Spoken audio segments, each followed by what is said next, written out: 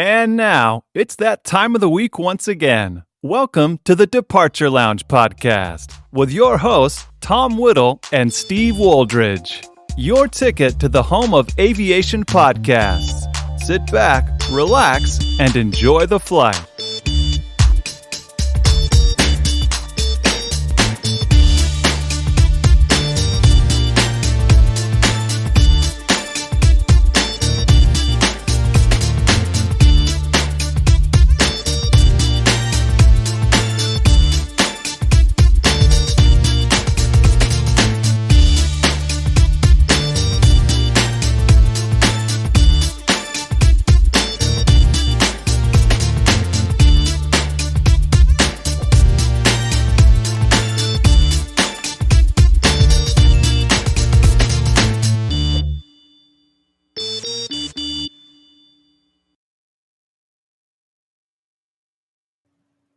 Good evening, everybody, boys and girls. Welcome to episode number 69 of the Departure Lounge podcast here on the Departure Lounge YouTube channel. And of course, we're live on Facebook as well. So good evening to you if you're watching there. Hope you're all well and trying to keep as cool as possible. It's been sweltering the last few days. My name is Tom Whittle. We'll get straight into it because we know why we're here this evening. Let's bring on my co-host. As usual, of course, I'll get rid of the nameplate. There he is. Steve Woldridge. Steve, very good evening to you on this very hot Sunday. How are you? Yep, you're not wrong there. I'm not built for heat. I've certainly got some additional padding ready for the winter, so it's not doing me any favours whatsoever. How are you? All right? Yeah, not too bad. I've only just about an hour or so ago just got back from a wonderful weekend in London. So yeah, raring to go for this one. But yeah, not too bad otherwise. Not too bad otherwise. How has your weekend been so far? Yeah, I went and watched my first football season on Friday, which the team I sort of helped out successfully won, and say A340 600 has rather kindly flown right over the top of the house. A little bit of bonus plane spotting because it's been a good while since we've seen those doing their bits and pieces. Good stuff. Good stuff. We'll bring you back shortly. Also joining us this evening is... I nearly clicked on the wrong one then. It's Ian Hartley. Ian, good evening to you. How are you? I'm very well, thanks, Tom. How are you? Yeah, very well. Is it as hot up north as it is down south? It's absolutely sweltering. I nearly said something I shouldn't have said then, but it's really, really warm up here. But you know, Tom, I could be like a Formula One driver, and I could follow the sun around the planet. I love it. Just you then, I think. Maybe other people, but just you on this one. Yeah, good definitely. Stuff. Have you done much this weekend? How's it been? Yeah, it's been a good weekend. Went had a day in Leeds yesterday shopping, just see how Yorkshire folk live. Yeah, so just hopped across the border and did a bit of shopping in Leeds, and I've just been pottering today and finishing me cockpit and flight controls for me Tornado I'm currently building, which I won't show you tonight. I'll save that for another time. No, very good. Yeah, very good. Lovely. We will bring you back shortly. Yep. Once I get rid of that, there we go. All right. Right. Let's bring on the guest for this evening. Very excited for this. It's still surreal. We had a chat in the pre-show. Still very surreal that I'm actually getting the opportunity to do this, but we're humbled and honoured and privileged to welcome the one and only Jeremy Spake. Jeremy, good evening to you. I'm still pinching myself because of seeing you on TV when I was younger and everything else, and here you are. So, so good evening to you. How are you? I'm really good, thank you, and probably like the others, feeling the heat in places I'd rather not. So yeah, it's definitely picked up the weather in the UK, which is great because we kind of needed something to lift our spirits. So yeah, really pleased about the sun being out. We're never happy because I think a lot of people wanted the heat, and now that people have got the heat, it's a bit warm, isn't it? Yeah, exactly. It's sleeping at night's the killer. So it's a case of getting out in the yurt and keeping the flaps open and letting the Mongolian lifestyle have the win in the end. It's a great way of sleeping at night. Yeah. Oh, well, there you go. Top tip already. And we've only just started. Good stuff. Right, let's bring everybody back so everyone can say hello to each other. Good evening, everyone. How are we all doing? Yeah, nice for you to join us. Appreciate it. Thank you. Yeah, absolutely fantastic.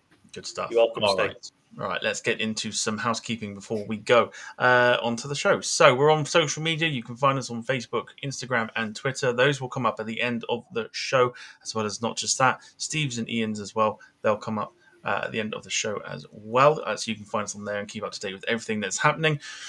Excuse me. We are also, we've got a shop in the description below. If you want to buy some merch, you can. Do obviously consider that. It's good stuff. We're all wearing it tonight because we're good like that. So we're doing all right. Find that in the description below. And of course, we have launched, you may have seen it if you're part of the community channel group on Facebook as well. We've launched a blog, which we have people sort of sharing their aviation experiences, from ramp agents to retired ATC, controllers, and all sorts. So if you fancy a little bit of that, that's also in the description below as well. And you can also talk to Gail if you want to sort of do a little blog for yourself on there. And then lastly, we are accepting anybody that wants to come and join us for a chat, just like Jeremy this evening. So if you fancy that, do drop us a message on any of the social medias, and we will get you on as soon as we can. Right, let's say hello to the lovely people that are in the chat. I'll have the honours of doing this week. Saves anyone scrolling. I'm scrolling now as you say it. Yeah. Well, too late for that. Bless you. Right, so we have we've got Sue Lawson who's saying hi to Gail. So hi to you. I know Mark Jones was in the chat, so hello to you. Welshie Kev is here. He says good evening, everyone. Lynn Keeble is watching as well. She says good evening to everybody. Let's have a look here. MaxJet TV Live says hello to Tom, Steve, and Ian, and of course to Jeremy. There's a comment later on down there that says that you're not left out. You're all right. Don't worry. I'm not taking it personally. Wadders on YouTube says evening, everybody. Let's see, who else do we have here? We'll go through here. Jim Gemmell is here as well, saying evening, folks, from gloriously sunny Scotland. Not words you'd normally put together, but that's one out there for them. So yes, so good evening to you. Everyone's saying hello to Jim as well, and yeah, pretty much that for now. If you have any comments or questions or anything you want to mention to Jeremy this evening, as long as it's aviation related, do get them in. We'll have a nice chat. We'll get your questions answered as soon as we can. We've got lots to get through. So we'll begin with tonight's show. If I can remember to get that comment off the screen. There we go.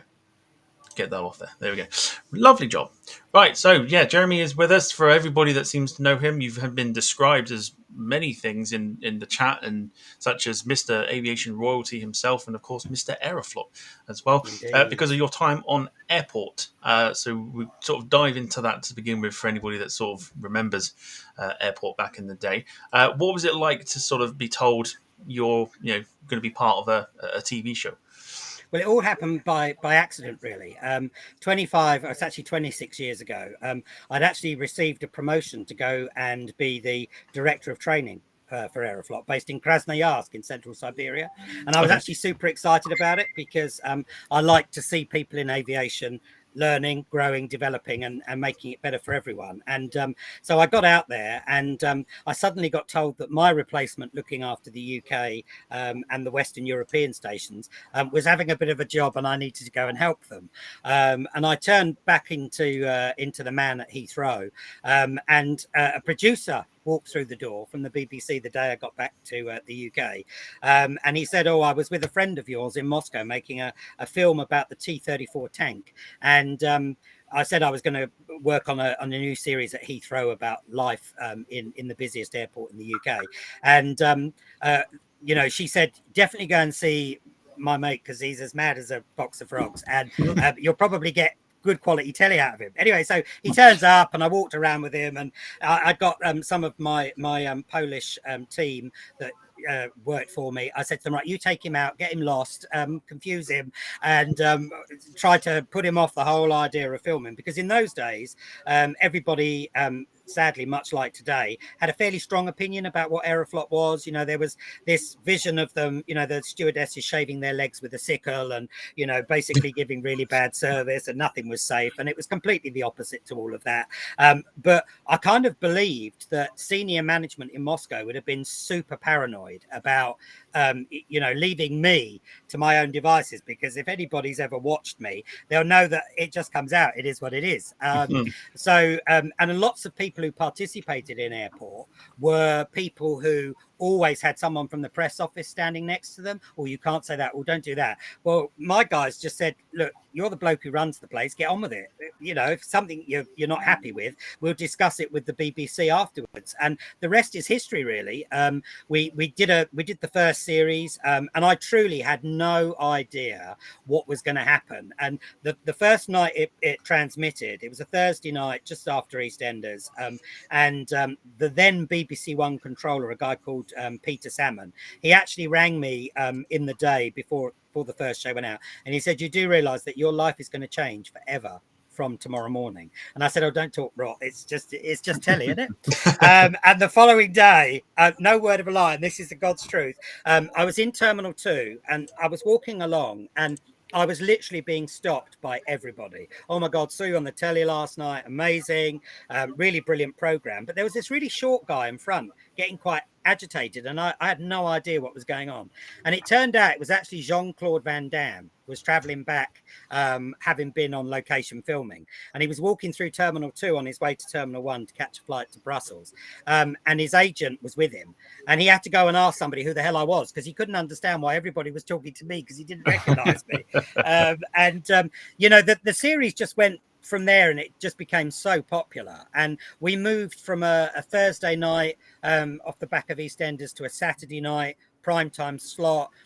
In the peak on the UK listings, we were getting 18.5 million viewers. The program was seen by 700 million people around the world. I was turning up in places to do work. I was getting into taxis in the weirdest of places, like Shanghai. I got into a cab in Shanghai, and the taxi drivers knew exactly who I was, said, I don't want to take you to your hotel. And I said, well, I'd like to go there, please, because I'm tired. And I ended up in his flat with his family. And, we sat there. I had a wonderful Chinese meal with him. Just absolutely amazing. And I think the thing that was really good about the series is it was the first program that really actually showed the public exactly how airports work, how airlines work, and how the whole thing comes together. And actually, the one thing that makes it the pleasure that it is are the unknown behaviors of the people who go through airports.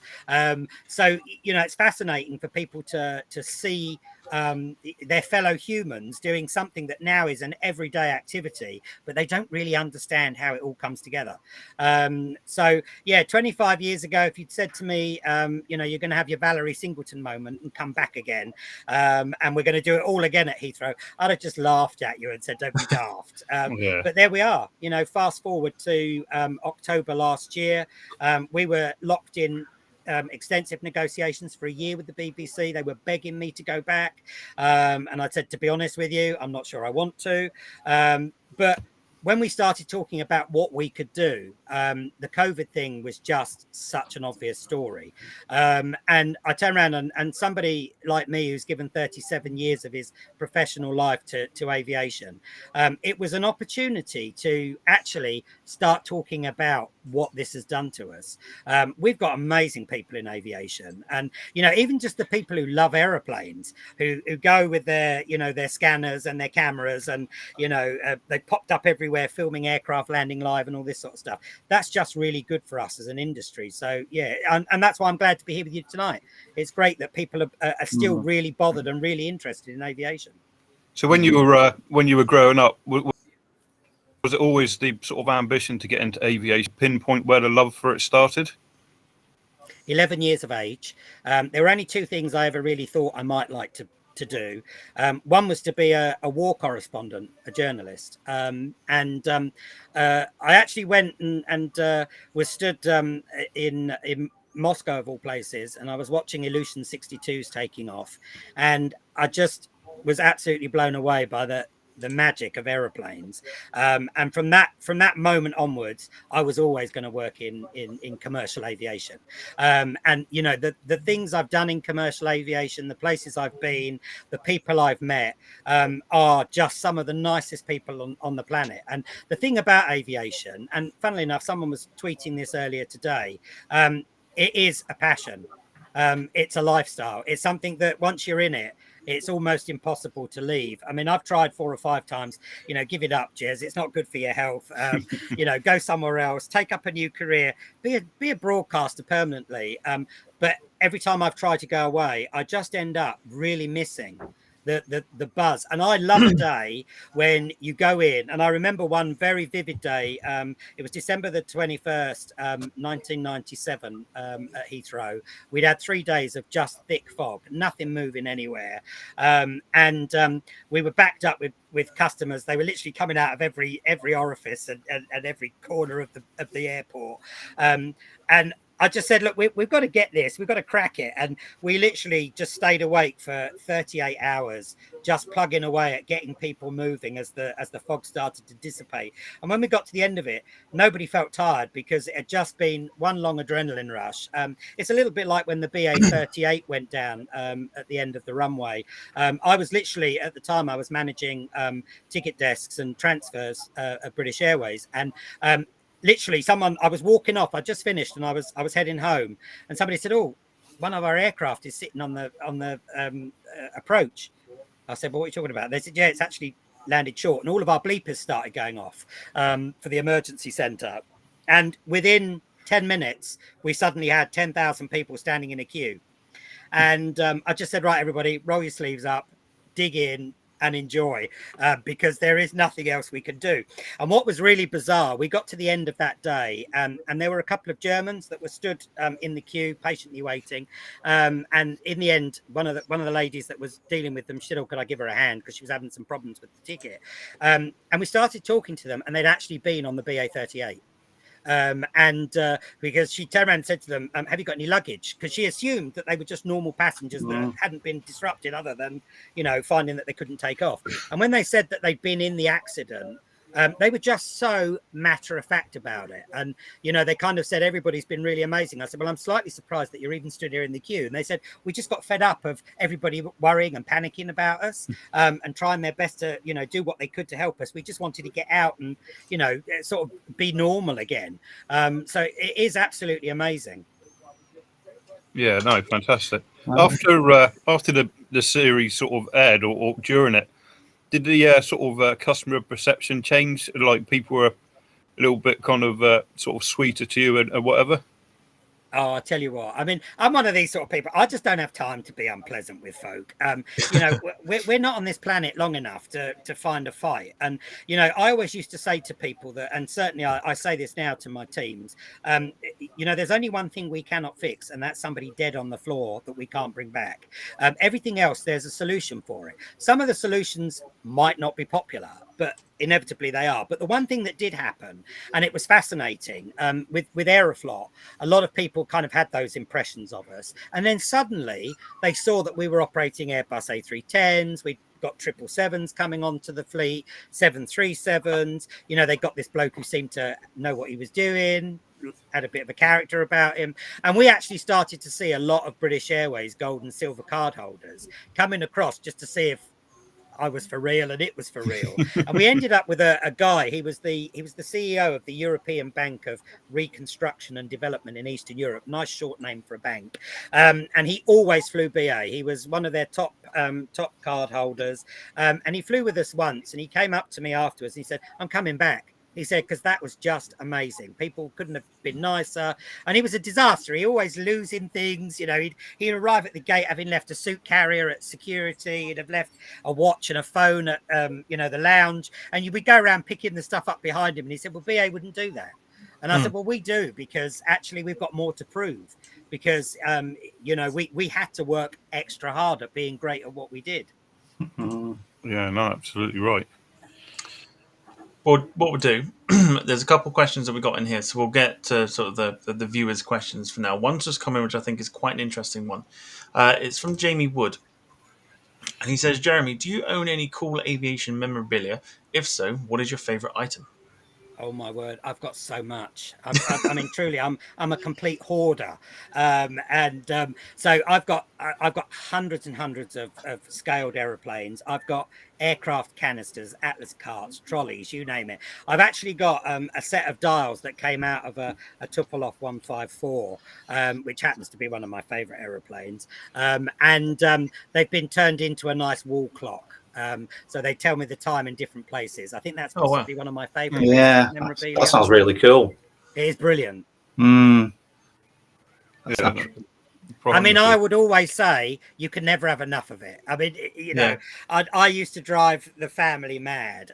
And funnily enough, when we were filming the series recently, a couple of the researchers, we started traveling around the world doing some stuff because we're going to do something else that will come onto the screens later this year around bigger airports elsewhere. But as we were going around, they were finding little trinkets in shops and, you know, propellers and bits of rubbish in hangars. And I suddenly ended up with a box load of aircraft spares and parts. And they were saying, you really want this, don't you? I said, yeah, absolutely. Because I'll always find something in it.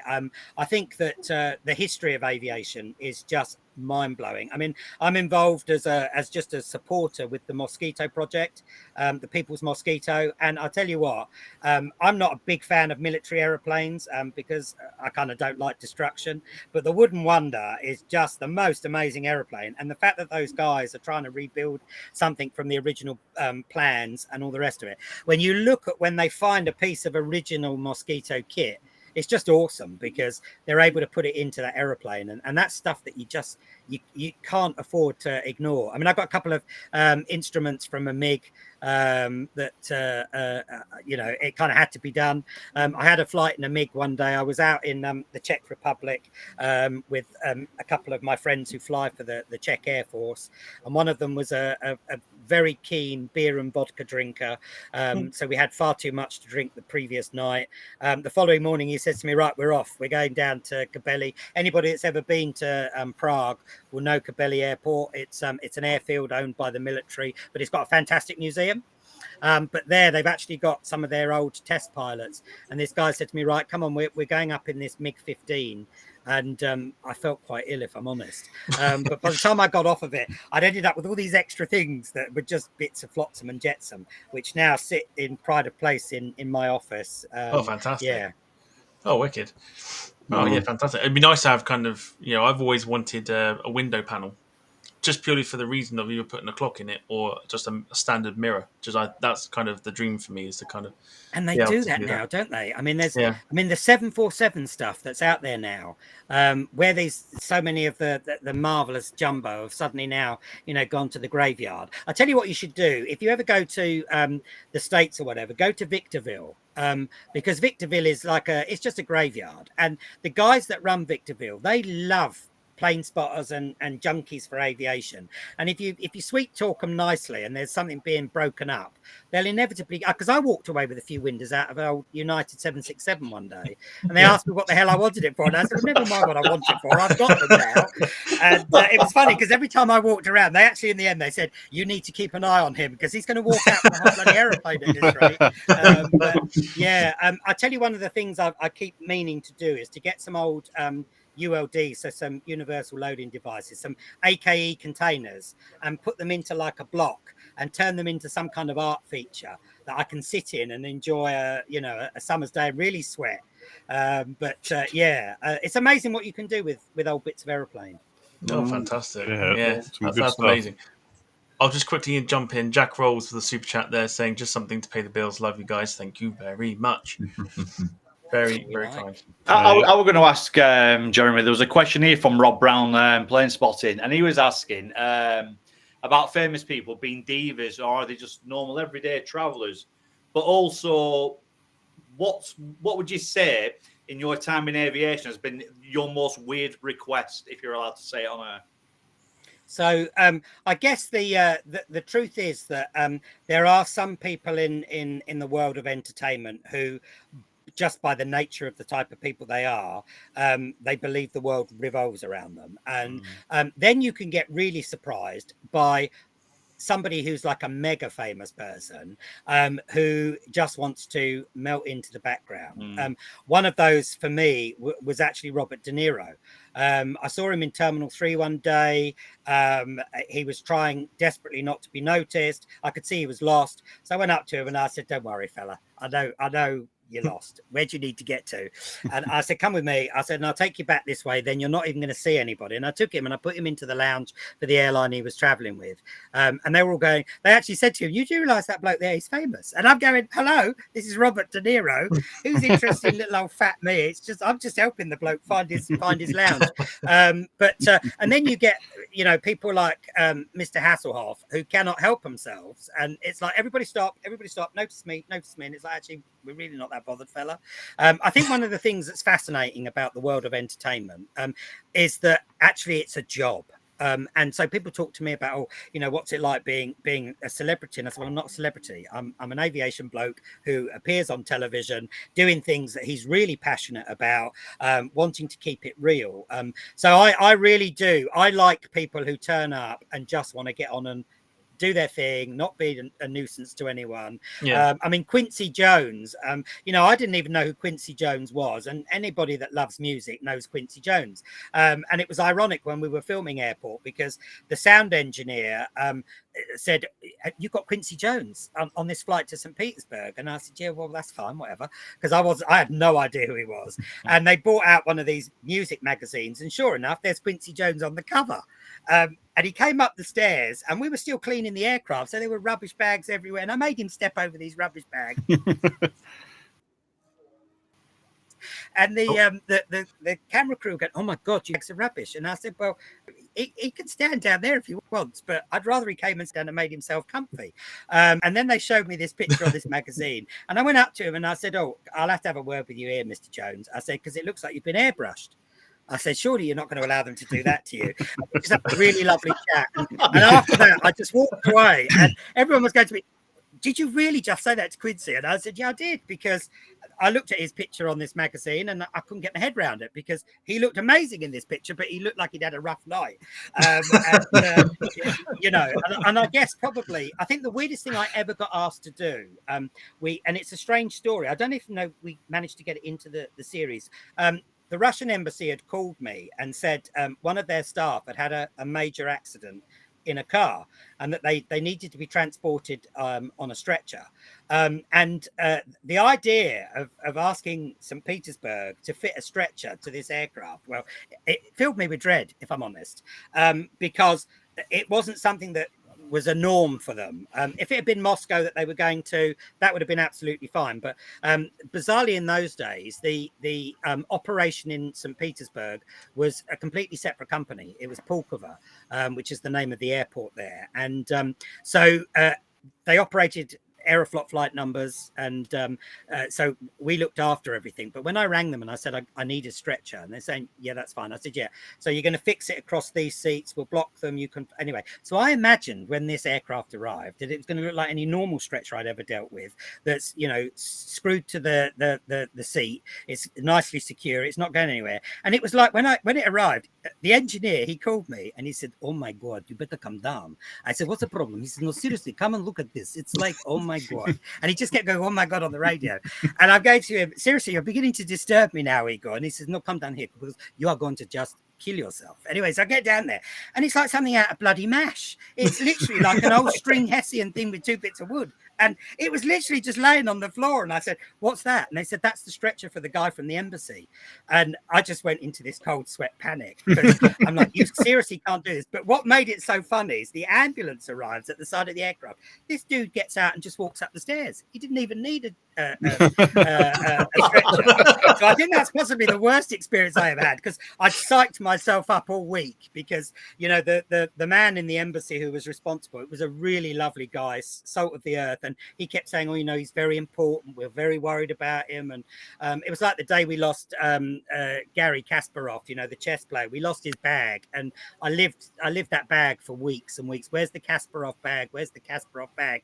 And what nobody knew is that I was ringing him every day and saying, "It's not coming back, Gary, so we'll have to find something else for you." But so I think the strangest thing was definitely the stretcher, because it was never needed.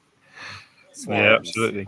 Have you ever sort of walked through a terminal escorting one of these so-called celebrities and found out that you're the bigger celebrity than the person who's meant to be the celebrity? Yeah, I mean that has happened on a number of occasions. Funnily enough, it even happens now. I was doing morning live the other day, and as we got in the lift after the show, and we're going down, we're all in the lift together, and the runner, she turned around and said, "Oh, there's some stalkers outside," and I said, "Oh, happy days." I just assumed they were there to talk to Gethin or Kim or whatever, and just walked past them, or they wanted to talk to me, and I'm like, and I'm sitting there, okay, that's fine, not a problem. I think some of that's because actually it's just about keeping it real, and I think that I really care about folk, and I worry about people being in a good space, and the last sort of 2-3 years and people's mental well-being, it heightens your awareness about having a positive impact on people, and for me, the one thing, and I kept saying this to the guys when we were making the series,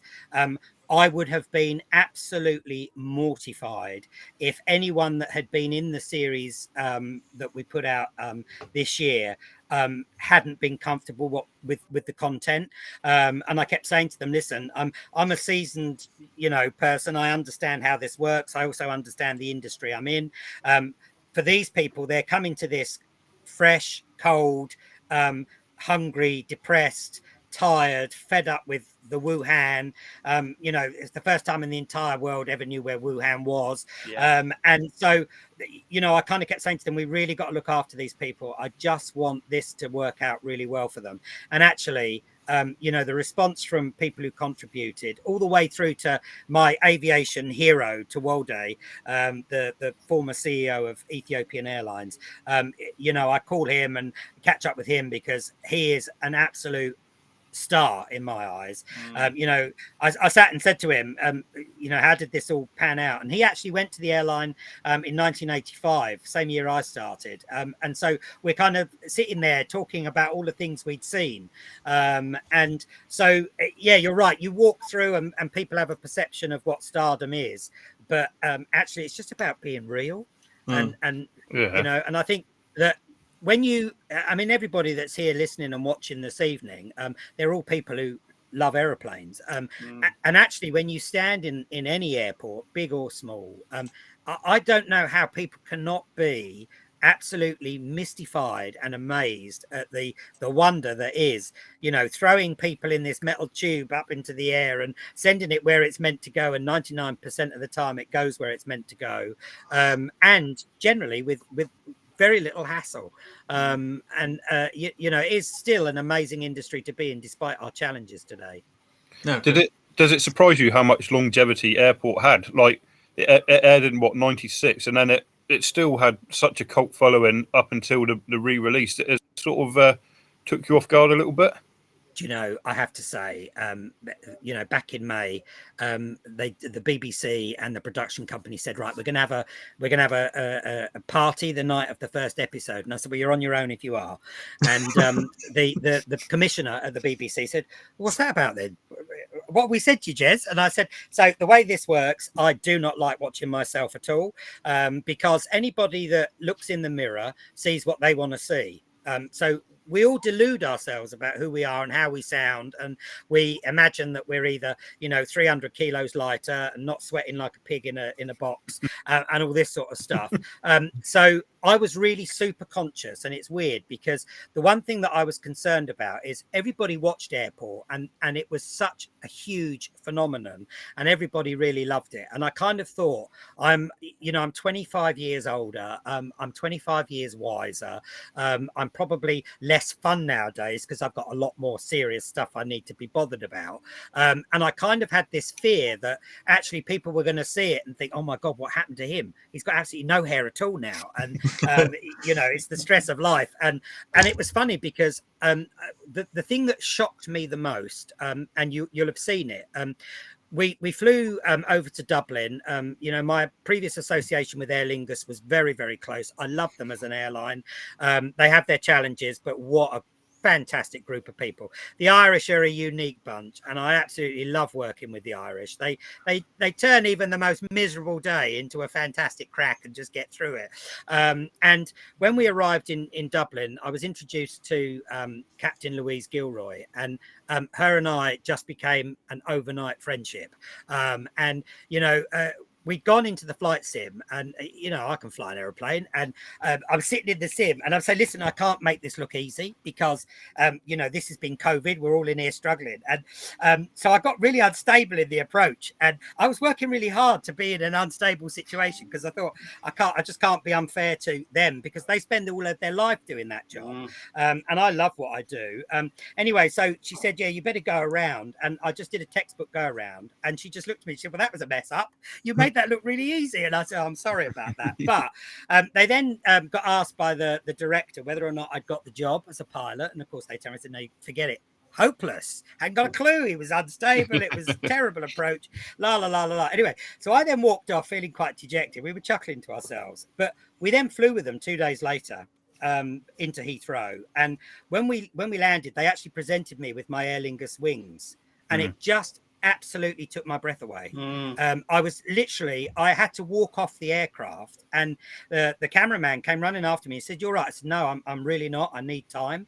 And he said, why is that? And I said, we have gone through the most horrendous time I've ever experienced in aviation, and somebody's just done something nice for me, and I'm not used to that. It's funny, I became super concerned about Louise because when you're a pilot and you're a woman, you've been flying your entire professional career in an organization where everyone likes to take the mick out of everybody else because it's the Irish nature. And I kept messaging, and I said, when the program goes out, I was crossing myself and going, I hope mum and dad love it and all the rest of it. And funnily enough, she messaged me on my birthday last week, and she said, oh my God, we're still watching it, we're loving it, we keep repeating it. My family love it. And that for me says it all. It's this amazing industry where people, even in the face of adversity, just get on with it. And it was funny because when we landed at Heathrow, I turned around and I said, that voice on the ground frequency, that sounds like Steph, the air traffic controller we've been filming, who wore leopard skin. And so the co-pilot said to her, is that Steph? And she said, yeah, it is. And he said, oh, we've got Jeremy on the flight deck. And her instant reaction was, he's on the wrong airline. He can't be on Aer Lingus. He's meant to be on Aeroflot. And it was just fantastic. Really nice to be back there. And was I shocked by it? Amazingly so. I just thought people, audiences in television are not like they used to be, because there's lots of things like this now. People can get their entertainment in other ways. And there's the advent of Netflix and Amazon and all of that. So I genuinely thought, the first one will go out, I'll say 15 Hail Marys and hide, and my life will just fizzle away and I'll carry on. But actually, I was blown away. The response has been absolutely phenomenal. The audience figures, not that it's about that because it really isn't, but the audience figures, we were up there with Coronation Street, which in this world and this day and age is something unheard of. And the thing I really liked about it, people were coming up and they were saying to me, oh my word, has it really been that tough in aviation? And you stand there going, and then some. And I think the thing I really liked was that people were saying, you've still kept your love of people, and you've kept your passion for things and your empathy, and you're prepared to roll your sleeves up and hoover the floor and take the nuts up from the previous flight and all of that. And that's the truth of it. Aviation's a place where you can't be precious about what you do. You get on and do it because it's that makes the difference.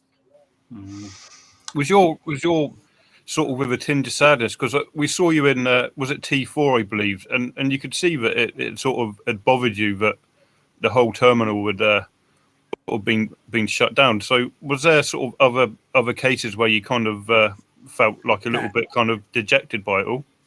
So when we walked into Terminal 4, no word of a lie. I mean, I was used to being in there in the busy days. You'd have 10,000 passengers an hour going through security. So we get there, there's like 4 security staff, and they're all looking at me and they're going, what the hell do you want? What are you coming in here for? And I said, well, we're coming in here because there's nobody else in here. We want to film it. So after we got through the debacle of sorting out the security and we got in it, I can honestly say to you, I was lost.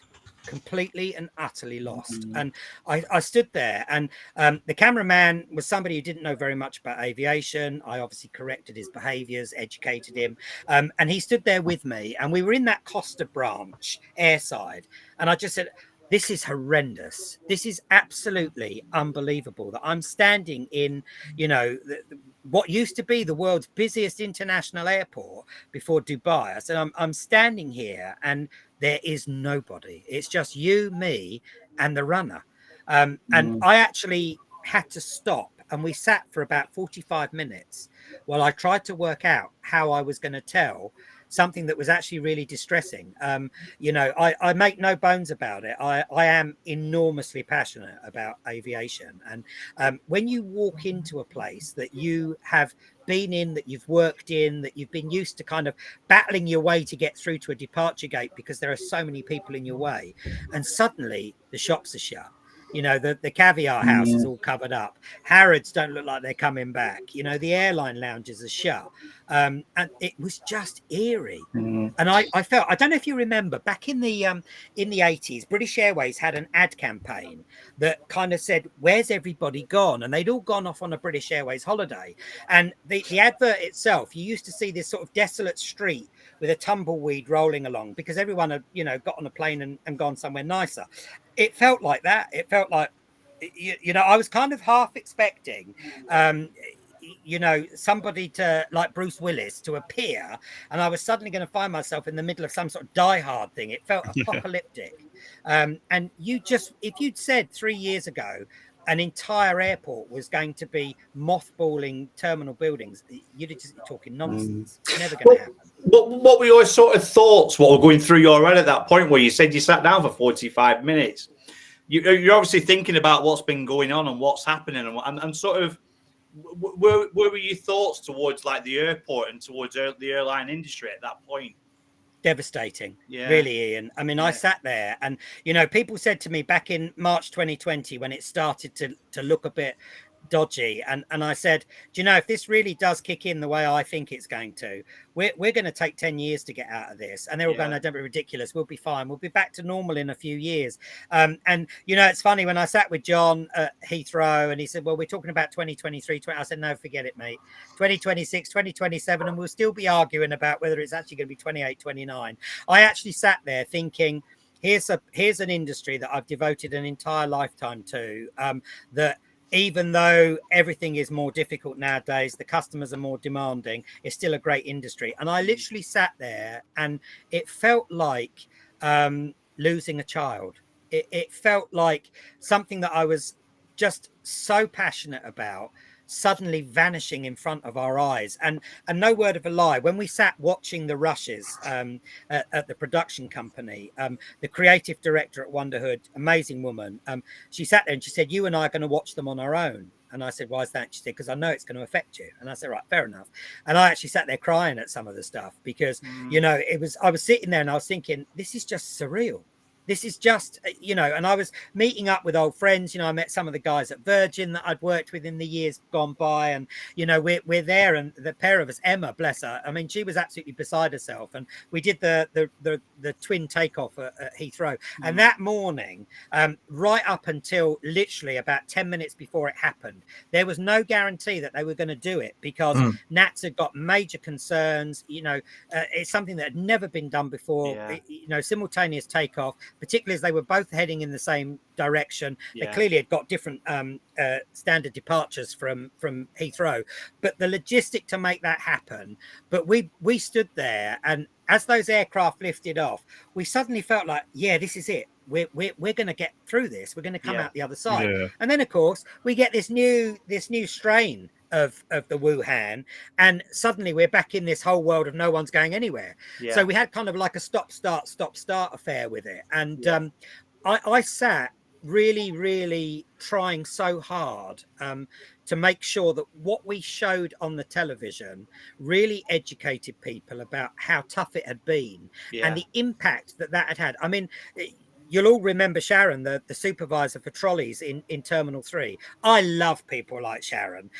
You know, I would rather spend all day walking around with someone like Sharon or walking around with a cleaner, actually doing their job, seeing what's going on, to understand what's happening, rather than sitting with John, him telling me that, I mean, I love John. He's a fantastic CEO. He's a really, really decent bloke. He understands that airports have to be nice to airlines. He's the first CEO at Heathrow to get that, because generally they don't. But for me to be with someone like Sharon, she'd lost her husband in COVID. And do you know something? That she was the only breadwinner in the house. She was looking after two elderly parents who'd got health issues. She got a son who'd got Asperger's, and yet no moaning, no complaining.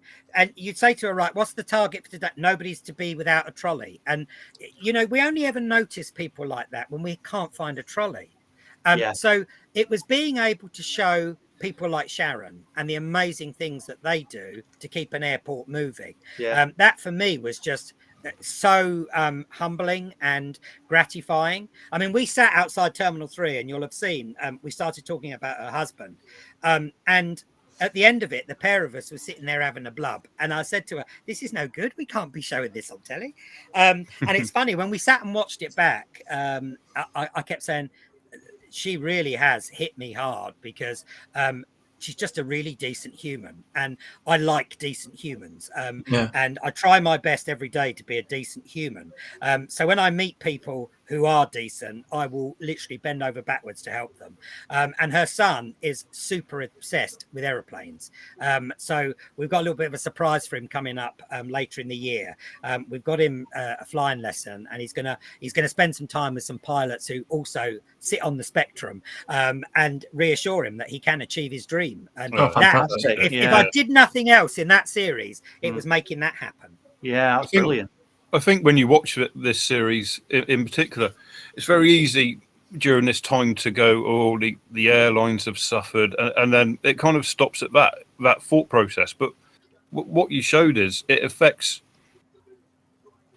cleaners, shop workers, baggage staff, and like they should be held in equal regard. But the industry cares about affecting the airlines and pilots and maybe cabin crew to a degree, but what the documentary did was open your eyes to how it's affected everyone who helped keep the airport functioning and stuff you take for granted.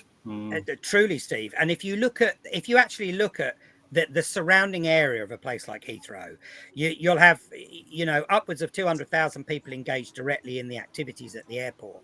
But then you've got another 250, 300,000 people in peripheral businesses that are supply chain, or their, you know, logistics support. I mean, it just goes on and on and on and on. And, you know, as I was saying to you just before we came on air, Heathrow in the space of like 3 months had 40,000 airside passes handed in.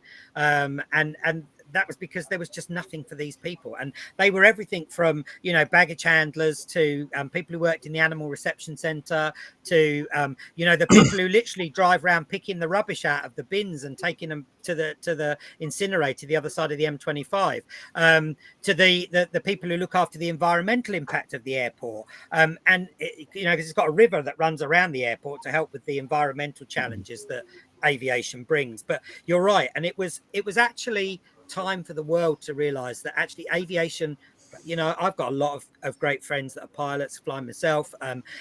It isn't the be all and end all of aviation. It's teamwork. And, you know, showing air traffic controllers, you know, I often keep reminding air traffic controllers, I got a lot of air traffic control friends, and I always remind them that every single person in aviation's role is critical to making the next person's role work. You can't operate an airport without a fire service. You can't operate an airport without air traffic. But more importantly, you can't operate it without cleaners and people who are prepared to collect the trolleys. So, you know, every single person that's involved in the business of moving people or product from A to B, their role is as significant as the next person. And that's why, you know, when I find myself now constantly being asked why we're in this mess at this moment in time, I find myself going, well, yeah, hang on a minute though, let's really talk about this, because salaries have gone nowhere in 25 years. And that's the bit that's really tough. Salaries haven't gone anywhere, but we're still expecting hundreds of channels of in-flight entertainment. We're expecting to go everywhere for a fiver. We're expecting our bag to arrive there, or we're walking onto an aeroplane. We were laughing about this yesterday, funnily enough. A friend of mine flew over to meet me yesterday for a meeting, and the last two people to board this EasyJet flight couldn't get their trolley bags in the overhead lockers. And they turned around and said, but we bought speedy boarding. And she just sat there, my friend, and she was going, seriously, can you imagine this? So they buy speedy boarding to get there first so they can put their bag in the overhead locker. They walk out last, so why would you buy speedy boarding? So there is a bit of an education thing that we've also got to do with folk to kind of get them to realise that everybody's got a role to play, and that includes the passengers. Reminding them that when you go through security, it's up to a litre of liquids in 100 milliliter containers. I mean, that in itself is just hard work. Watching people having to re-educate themselves about what they did 3 years ago because they've all forgotten. Do you think that the pandemic and what's been going on is going to be it is sort of making companies reevaluate their product, and do you think that prices will, obviously with cost of living and things like that, cost of fuel and whatever, do you think that they will actually have to move away from this cheap 20 quid to Mallorca flight and actually start paying proper prices? Do you think it'll actually happen? Yeah, I think it has to be honest, Ian. I think, a lot of people say to me, oh, give it up, fella. You keep going on about, people aren't earning enough money and all this sort of stuff. And it's like, well, hang on a minute, though. Let's put this into context. So if you think about, and this is me going back 37 years. So 37 years ago, you flew across the Atlantic in a 747-200 or whatever, air sort of fed in-flight entertainment, the, horrible earphones that you put on. You could hardly hear a thing other than the person next to you who probably got gas because they've been sitting for so long, and the screen at the far end of the thing. Now you're sitting with your own in-flight entertainment directly in front of you. You've got a choice of 100 channels. You've got Wi-Fi. You've got ice cream being fed to you three times during the flight. You're still paying exactly what you were paying for the airfare 37 years ago. 37 years ago it was about 600 quid return across the Atlantic, and you can do it now for 400 and have all these extra things. Now, I accept that it's really important that we make aviation accessible to everybody. But in all of that, we've got to understand that the challenge we've currently got is we can't recruit, because people who worked in aviation, who are like me and they're diehards, they'll stay till that somebody switches the lights out, because it's probably me that turns the light out, in fairness. But they will literally sit and wait and wait and wait. But the average person can't afford to, because there's a lack of job security. If we get another pandemic, are we going to shut down again? Are we going to give up on flying? Are we going to, shut shipping companies down? So people now are thinking to themselves, do I really want to be earning minimum wage, being in an airport at 4 o'clock in the morning, verbally abused as soon as I get in, because the people who have arrived, the world revolves around them. And, if that's going to be the way, I can go and work in a great big Amazon collection center. I mean, Manchester Airport lost so many staff to the Amazon facility that was open just down the road, and the guys at Manchester were saying to me, we can't keep people. And I said, well, you're not going to, because they're paying £16 an hour to walk around filling up cardboard boxes. Thank you very much, I'll have a bit of that. I don't need to stand there and be abused. So we definitely are going to need to accept that, certainly for the next 5 or 6 years, possibly longer, it's going to cost more money. I mean, we were talking just earlier, airlines and airports and governments, they hedge their fuel. So if anybody's unfamiliar with hedging, you basically buy a quantity of your fuel in advance. So for airlines, they literally employ a team of people. I mean, I used to work closely with the guys at Aeroflot on this. You'd sit with them, and Russian fuel was always very cheap because it was readily accessible, but fuel that they bought elsewhere, we used to play a daily game of, well, what's the dollar price, what's it looking like per barrel, and then they'd say, okay, we're gonna hedge 3 months worth at that price and see how it goes. Now, most airlines will do potentially 50% of their hedging, either 6 or 12 months in advance. They're a brave person to go beyond that, because obviously what goes up comes down, and vice versa. So what you're going to see now is where you're paying £2 a litre at the pumps to put any jollop in your car now. The airlines have got to do the same with their aircraft, and the airports have got to do the same with the equipment they use that's not battery powered. And if they are battery powered, they still need generators running on carbon fuels to be able to generate the electricity. So we're a long way from being out of the woods, and retaining staff and invigorating the industry again is going to require realistic pricing. And I was quite heartened because I'd been bleating on about it, and one or two of the industry watchers who'd come on and they were saying, well, yeah, Jez might be right, he's saying this and this, and ironically, the sort of the head commercial man at Ryanair last week said exactly what I'd said a month ago. Do you know, guys, these cheap fares are going to come to an end because it's unsustainable. And where before we were going maybe 2, 3, 4 weekends away a year, we'll be going for one holiday again. We'll get back into it. We'll get back into a rhythm. And although, some people will say to me, what is that about? You're somebody who wants people to be in airplanes. Yeah, I do. But I also need the people on the ground and in the air to manage that and to look after them. And, there's a lot of people that think the industry, the situation in the industry is unique to the UK. Trust me, it isn't. My business deals with airports and airlines around the world. And we've got customers in all four corners, literally suffering exactly what you're seeing, the likes of Manchester. And I feel really sorry for Karen Smart, who was at Manchester. She was thrown on a sword.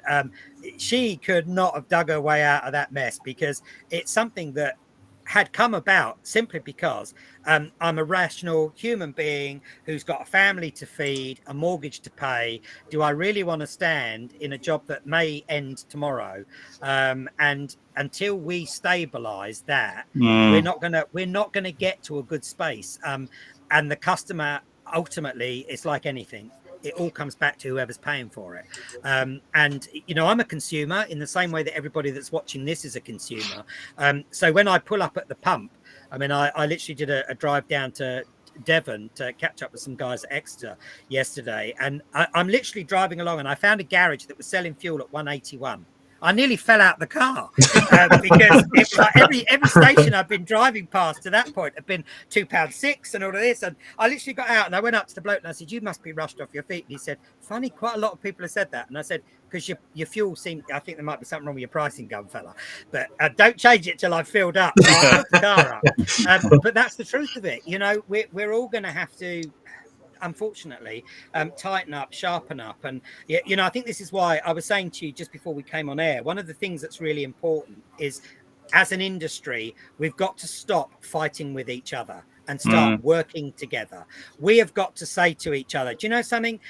We want to do 6 flights to Dublin a day. You want to do 6 flights a day, but we're probably only going to fill 6 flights. So why don't we get intelligent with this and work together? And when the situation stabilizes and we've got the bandwidth, which is a famous phrase one of my old airport directors used to say to me, once we've got the bandwidth and we can cope, then we can perhaps go back to being, evil with one another and pretending that we hate you because you've got more customers than we have. And that includes airports. Airports have got to do the same thing. If anybody knows anything about the way airlines operate when they arrive at an airport, they will do everything they can to get everything for nothing. And there are some airlines who are really expert professionals at it. They're generally low cost. One might be very Irish, another one might be very Hungarian.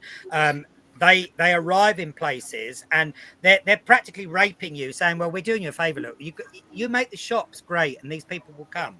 And that's all right when people have got disposable income. But they haven't. So when bizarrely, at one point, Stansted, the average spend per passenger in duty free was £179. I could not believe it when I saw that statistic, and I literally rang them up and I said, "Really? Are you serious? Are you truly telling me that's how much the average person is spending?" And they were. But they're not going to do that now. They don't have £179. No, they've just blown it filling up the car. Yeah. That's the challenge.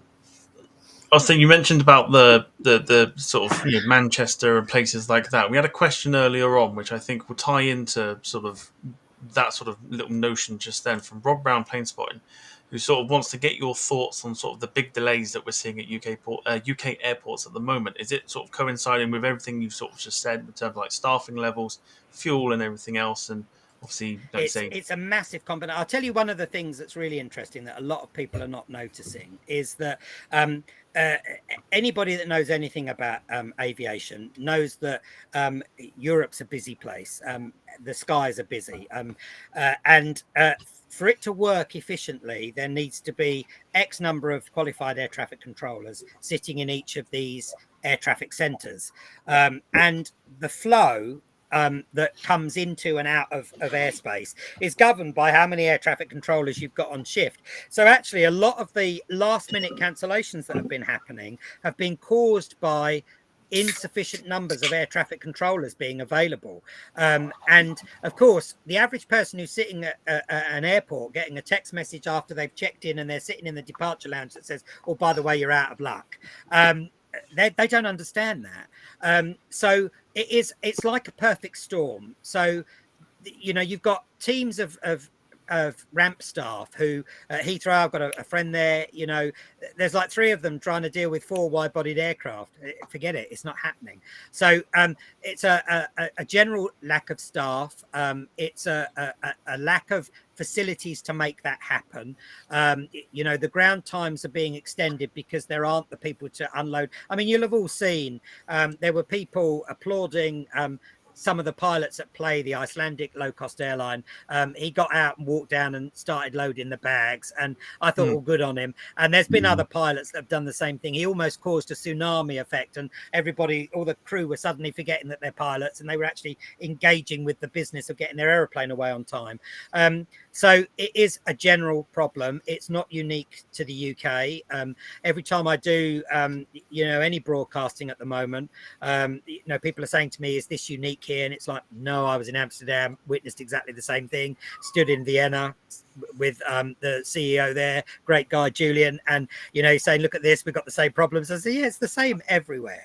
You know, and some of it's because the people are exhausted. The staff are absolutely running on empty. I mean, one of my friends, you know, he phoned me the other day and he's absolutely at breaking point. And I spent an hour and I kept saying to him, listen, mate, you know, dig deep, stay with it, because we will climb our way out of this. I said, but it's like anything. And I say the same thing to everybody, one at a time. Everything is one at a time. And if people have to wait, do you know, so long as you're polite to them and you tell them why they've got to wait, that's fine. It's when you start messing them around or not. One of the things I feel really sorry for is frontline staff often get garbled messages. And, you know, one will think that, oh, we'll tell them it's that because then they'll leave us alone, because they might not have been told anything. And I've always said to people, you know, if you've not been told what it is, tell the people you've not been told. And then go off and try and find someone who will tell you the truth. Because the one thing you should never, ever do is tell a whole load of lies to the customers that it's going to be this or it's that, or there's a bit of that going on. And a lot of airlines are struggling with crew fatigue, you know, and anybody that's a pilot knows that the word fatigue is immediately a safety concern. Got to stop. Pilot, the minute a pilot declares fatigue, and I don't know if any of you saw the CEO of Wizz. I mean, he literally, he may as well have just gone and hung himself, to be brutally frank. Because truly, I just sat there and it's like, are you for real, fella? You are literally turning around and telling people that this is okay. That it's all right. Funnily enough, someone's just asked that question. Yeah, I was just about to say that. It's quite quick. Yeah, I just could not believe the bloke. I felt like ringing him and saying, honestly, fella, you really need to take a wake-up check here, because there is only one thing that anybody who works in aviation is 100% committed to, and that is people's safety. There is no compromising that. And if a pilot turns around, don't matter how much experience they've got, doesn't matter male, female, right hand, left hand seat, 2, 3, 4 stripes, it doesn't matter. The minute one of them says, do you know something, I am absolutely fatigued, straight to the doctor, have a conversation, work out what's going on there, because nobody should be put under any form of pressure to accept that. So when he made that, I mean, I don't even know how he even attempted to, you know, sort of wind himself away from it. You know, and I think every CEO, and I know quite a lot of airline CEOs, and some of them are really good friends, and I could hear them all cringing. I could hear them, oh my, has he really just said that? If it's something you think, you keep it to yourself. And you know, that's the sign of, and I'm, you know, I've flown with Wizz before because I like to understand what airlines are like, and they have an amazing model, and they were originally set up by some people who used to work for Air UK, an airline I had an awful lot of respect for. They were very professional, which is why KLM bought them. Brilliant bunch of folk. The commercial director, she was a star, and so when I started seeing that behavior from him, I just thought, seriously, this is why we're in, you know, up the creek without a paddle. You cannot say those type of things. I wouldn't want to fly with them. You know, and the sad reflection is that actually they've got some amazing pilots, an amazing crew, and amazing staff that work for them. I know quite a lot of them, and you have to say to yourself, seriously, do I want to be on an airline where the CEO thinks it's all right for people to just keep going and going and going? It's just nuts. I would much rather say to customers, walk out, and I would walk out and face them and say, guys, I'm really sorry. The pilots just told me they're knackered. And I'll be honest, if they're knackered, they stay where they are. Nobody's getting on that plane with that pilot, least of all me. I'm certainly not getting on there with them. So if people don't like what they're hearing, then, you know, providing you are honest and upfront, you know, that's the way to be. I mean, TUI, bless them. TUI have had themselves in a terrible pickle the last few weeks. And, you know, people are actually not getting their flights cancelled. They're getting their whole holidays cancelled literally at the last minute. And people keep saying to me, how does that happen? I mean, I was in Manchester the other day doing morning live, and I was walking out the hotel at 6 a.m. and the front office manager came running out. She said, oh, we thought we'd see you. Quick word. She says, the holiday's just been cancelled. So we had a conversation about that. And I said, well, because they just haven't got the resource. You know, the minute somebody, if you think about crew being on standby, because they're all knackered, the minute you're on standby, you're getting called in because people are working flat out. And there'll be certain destinations for some airlines that people just won't want to go to. You know, notably some of the African destinations. If you're on standby, you kind of, you get this sort of overwhelming fear that you're going to be called to do a Lagos or whatever. I mean, I worked in Nigeria and loved it, you know, but you've got to be a particular type of person to want to be in that environment. So some of it is the challenge of you know, people just being absolutely knackered. And you know, I used to say to people, even during the pandemic, managing you know, the airport on the Isle of Man, I was saying to people, listen, I'm quite happy for you to do very short shifts, but keep coming in. Let's get everybody together. Let's keep people talking. I don't want anybody walking away from here feeling, you know, like we're not caring and we're making it happen. And every single person could come and sit and have a chat with me about any of it and talk about where we're at. And so for me, you know, seeing the behavior of a CEO like that, it just absolutely appalls me, if I'm honest. It's just unnecessary. And so regarding sort of failures of airlines, I mean, obviously you worked all over the world and you know a lot of these people. And during the pandemic and sort of coming towards the end of it, we've seen a lot of these. Well, we did see a lot of airlines collapsing, didn't we? Do you think that sort of stabilised it? Do you think there's still going to be a knock-on effect and we're still going to see it happening? We're not out of the woods yet, Ian. I think some of the bigger low-cost airlines, no matter how much bravado we're seeing, I think that there is a genuine possibility that we're going to be in a bit of a mess. I think, you know, certainly there are people sitting in Luton kind of constantly counting the old abacus, flicking the beans left and right in the hope that it's all going to come together. Same things going on in Dublin, and certainly in Budapest.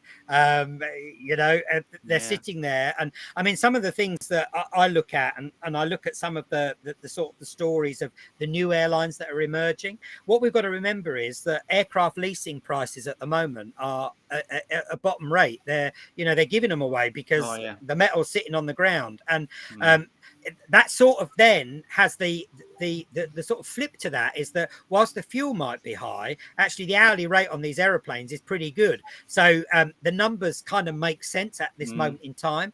But as the business starts to stabilize again, and you know, I was talking to Aer Lingus last week, and they're actually ding dong with passengers. They've got them coming out their ears, and it's like we don't know how we're going to manage this. And I'm saying, well, that's really great, but if they're seeing that, a legacy network carrier, then everybody else is going to start seeing it. So the new breed of airlines that have arrived are like the Fleurs and the various things that have popped up in the States. I mean, slightly different with someone like Breeze, because Breeze as an airline in America, they've got a pedigree of a CEO. That man has never put a foot wrong with airlines. He gets it. He knows it. He's not going to make a mistake, and he hasn't. That's why JetBlue is so successful, because he did a damn good job of running it. And that's a remarkable story, JetBlue. I sit there and everybody kept saying to me, what we're going to put in the program. And I absolutely wanted to include Ethiopian, because I don't care what anybody says to me about aviation. Ethiopian knock it out the ballpark every single day. They are absolutely a force de jour. And if you've ever been down to Addis Ababa and looked at their facilities, it would blow your mind.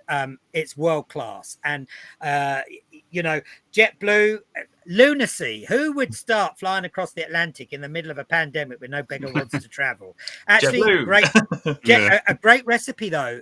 Sixth biggest airline in the States, and if they manage to buy Spirit, God only knows if Spirit ever agreed to the change. I don't quite know how that ever is going to work, because Spirit is ultra low cost and JetBlue isn't.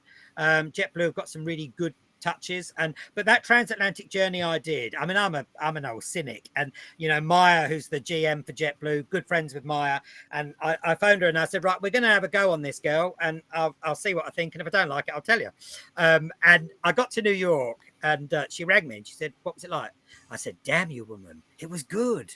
It was really, really bloody good. And I said to her, it filled me with dread. The idea of being in a narrow-bodied aeroplane, in my head, as old-fashioned and as old as I am, the bigger the plane, the more the fuel, the happier I'll be, because there's going to be more fuel when we get to the other end. But when you see a 321neo burning 17 tons of fuel versus its 330 looky-likey with the same number of passengers on it, albeit they've got cargo load, it's a no-brainer. And I'm really, really pleased and satisfied. And it was one of the things I talked to John a lot at Heathrow. JetBlue was always going to be one of those airlines that went to Heathrow that needed to stay there. Simply because it actually gives everybody a bit of a chance to wake up and remember what's good about service. And I spent a long time talking to the crew while we were flying, and they very quickly forgot that I was there for journalistic purposes, because I talk their language, I understand their jobs, and I know what it's about. While we were flying along, in the end they turned around and said, you should come work for us. I said, you know something, I probably would, because this is something that customers can see it, they can feel it, and it works. I mean, you imagine sitting in the back of the aeroplane, you've got 36 inches of legroom at its worst, which is great, where most airlines you're fighting for 32 if you're lucky. I'm sitting there and I'm fancying a selection of food, and I'm pressing it on this screen, and it's going straight through to the galley, and I'm guaranteed to get what I've asked for. And I'm sitting there, this is blowing my mind, and I'm thinking, gone are the days of somebody coming along going chicken or fish. You're sitting there and you are literally gastronomically deciding what you want. And and when I combine that with like the effervescent nature of my mate Maya, I mean, her and I were cut from the same cloth. And it was funny when we were filming with her, the director, he said, oh my god, I can't bear you two in a room together. And I said, why is that? And he said, you two are just hyper energy. I can't, it's too much. And I said, yeah, but you see, Maya was born in Serbia, and she's worked for some great airlines. She was at Etihad, she was with Air Seychelles as the result of Etihad, and she was with the first version of Flybe, whatever that was and what it is now, and just a great woman. And I like people that have got an energy, and she will, even if it was starting to go pear-shaped there, she would literally knock her socks out, and she would keep that whole thing moving forward. And if you're looking for a way to go across the Atlantic and you want something different and you're bothered about your sustainability credentials, do that. Do the Aer Lingus from Manchester on a 321neo. It's a brilliant aeroplane. And as you saw in the series, I kind of went to Dublin and we did engine flushing and all sorts of things, and I was driving them all mad, and they said, you seem to, it's like, I said, this is like porn, it's just amazing, look at it. It's an incredible bit of kit, and that LEAP engine, you know, that is such a game changer. The fact that you can just keep going and going, and look at the airlines that are now using it. I mean, Air Astana are using it out of Almaty and Nur Sultan, which used to be Astana.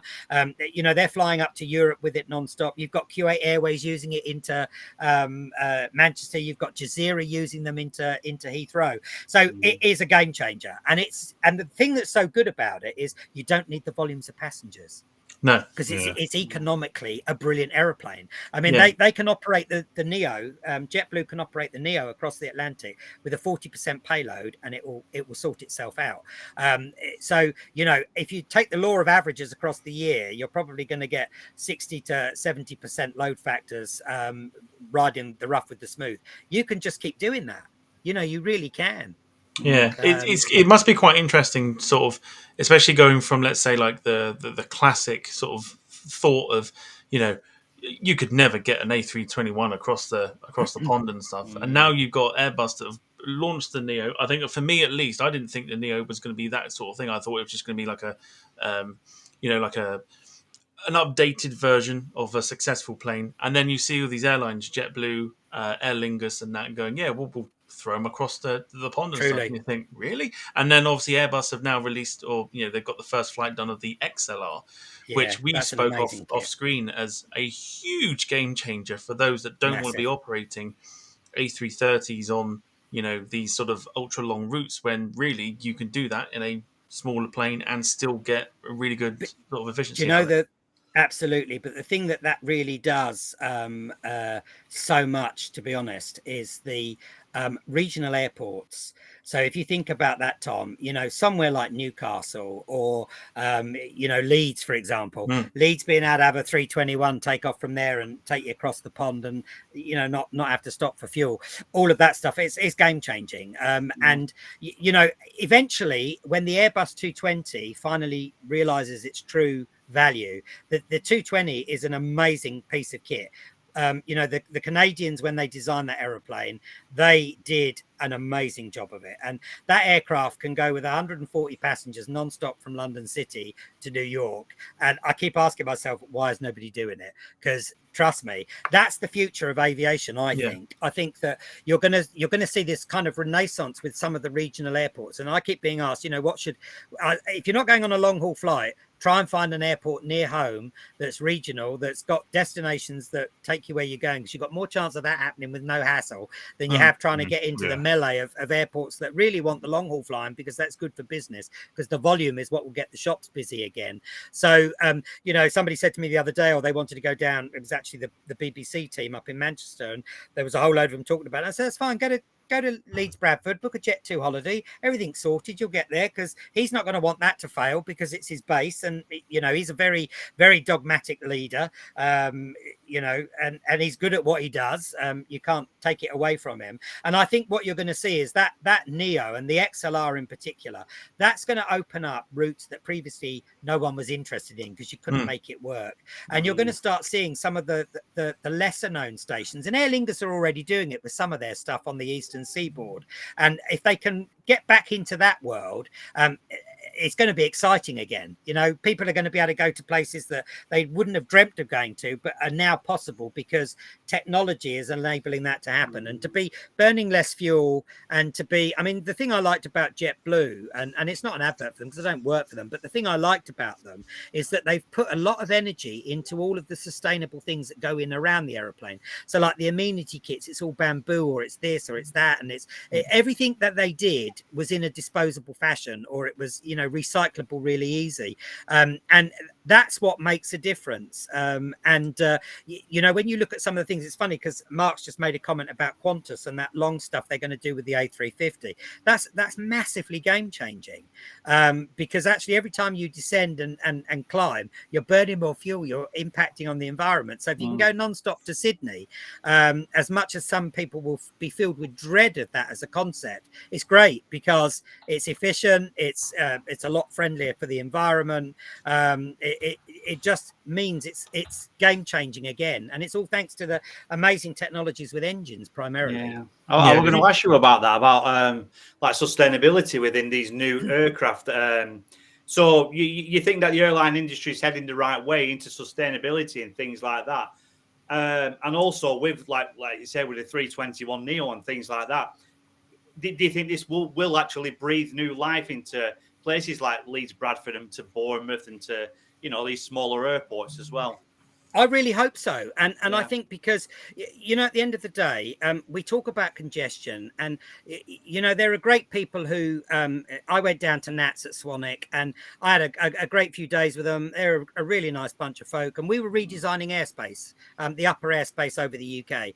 And we were looking at waypoints and talking about how we alleviate traffic volumes and all the rest of it. And actually, regional airports is the secret. And if you can get them up high and out further, quicker, and out of the way of everything else, it's a great place to be in.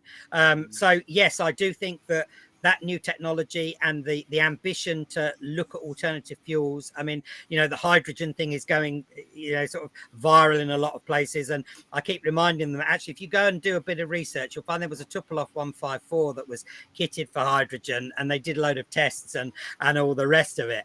And, it's just how do you get that much hydrogen into a plane? And it starts to get a bit like an enormous, great big, Graf Zeppelin type thing.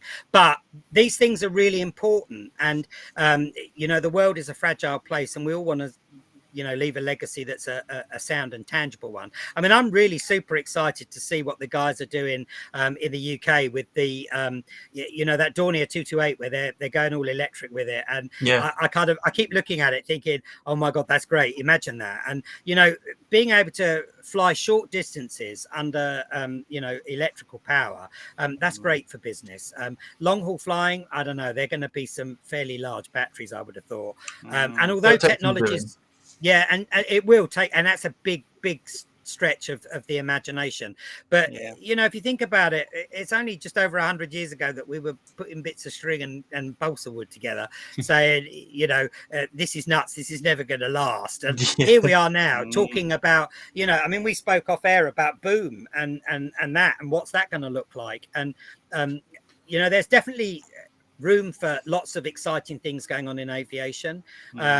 And the thing is, we've just got to get through this horrendous problem at the moment of, costs spiraling out of control versus the ability to earn the revenues. And at the same time, really be doing the right things to make it sustainable. And absolutely. And it's tough because it's like anything. If you want to innovate, yourselves, if you want to update and modernize something, you can't do it without spending money.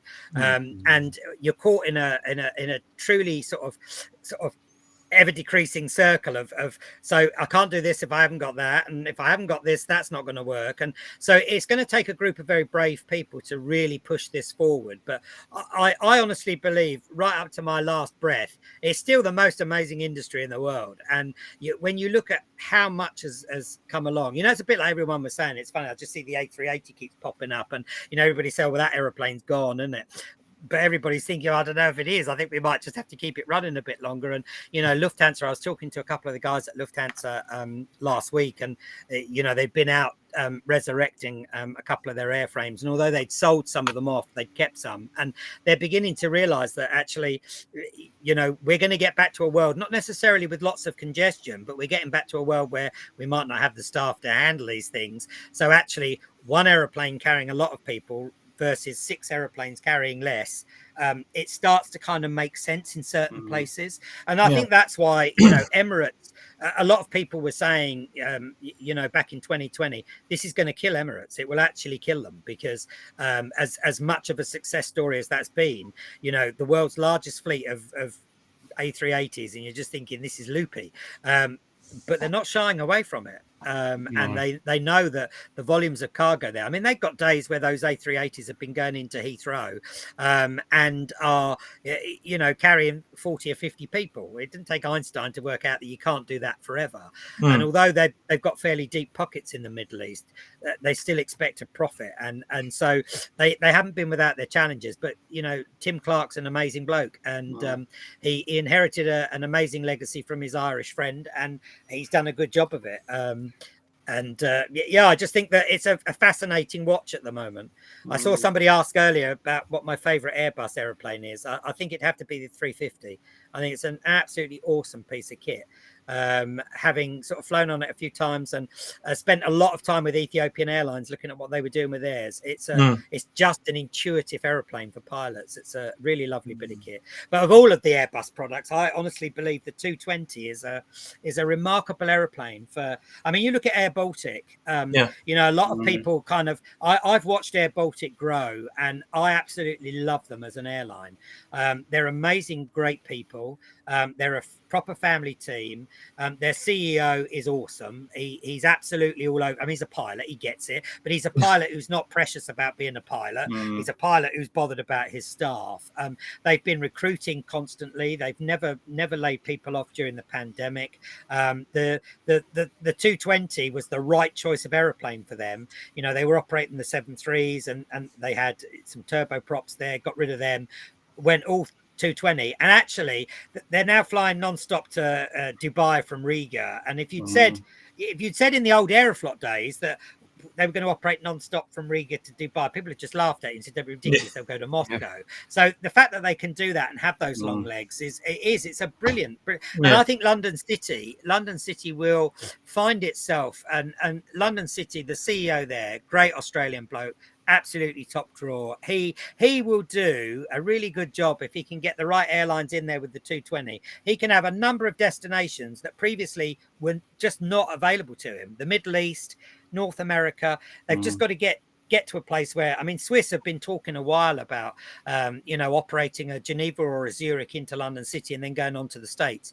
And bizarrely, I kept saying on the Isle of Man, you know, we've got a really short runway here, but if we can get a 220 in here, I can go non-stop to New York without it breaking into a sweat with 140 passengers in their bags. So Air France have got loads. Air France have just ordered quite a few, I believe. Yeah.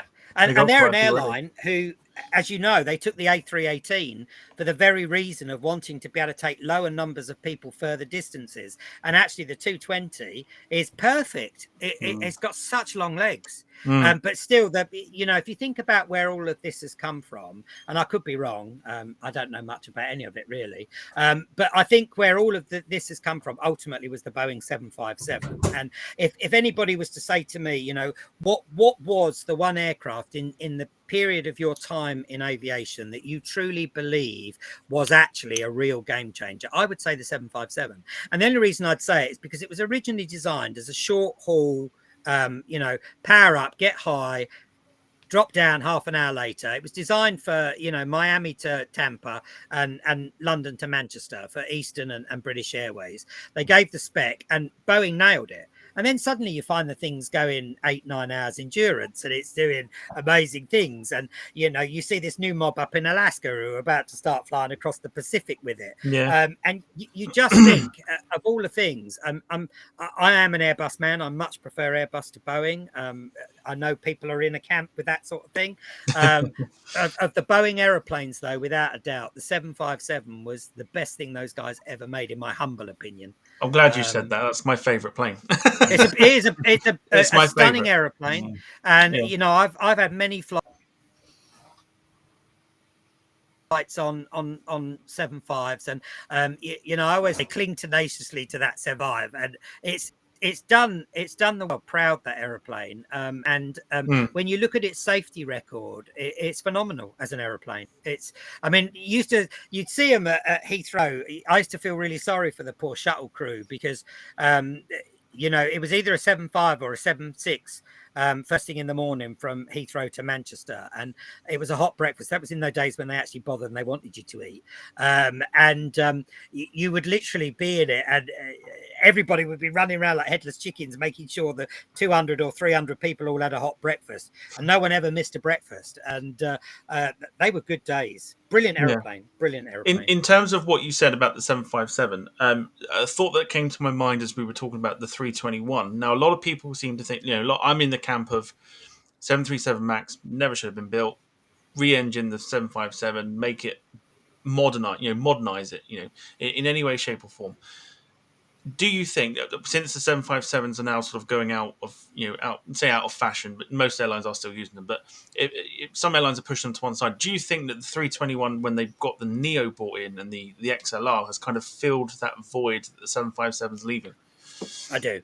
I absolutely do. And I think, all credit to the team in Toulouse, because, a lot of people were very skeptical about Airbus when they first came out. I mean, certainly the A300, A310, super duper airplanes, 320 came along, fly-by-wire technology. There was that very famous incident of an Air France aircraft in Paris, an air show. And it was kind of like, what a disaster. And actually, when you look at Airbus, they've been really intelligent with understanding what is the next thing. Actually, it might be looking at what the old thing was and making it better than it was when it belonged to somebody else. And I truly believe that the 75 was actually that. It was the 321 is the direct byproduct of the 757, and the XLR is absolutely the 757 in the hands of, the likes of Aerostana, who were flying them from, Almaty to London, and people that were, Iceland Air. When you look at them, they're using those to places like Seattle and that from Reykjavik, or they were. And you look at that, now they're going to replicate that. And actually, when you look at the fuel burn, a 75 versus a 321, the team at Titan, they've gone to Airbus for a reason. Commonality with the flight decks. You can have you look at your JetBlue pilots. They're flying the 320 family. They can fly any of those airplanes. Yeah, of course. The only thing that prevents them from going across the Atlantic is the ETOPS exposure. So you'll see at the moment, a lot of people kind of look and think it's a bit daft because they're actually running 3 pilots on every flight. Because they're doing the ETOPS training for everybody. But definitely the 321 is the aircraft to replace the 75. And it's just really sad that Boeing seemed to be absolutely obsessed with the 737 airframe.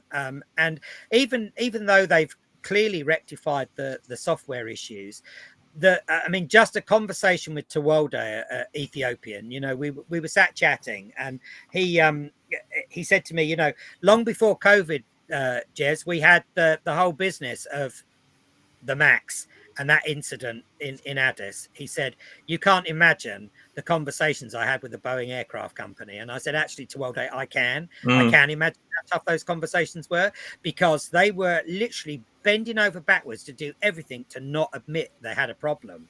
And look at the 777X at the moment.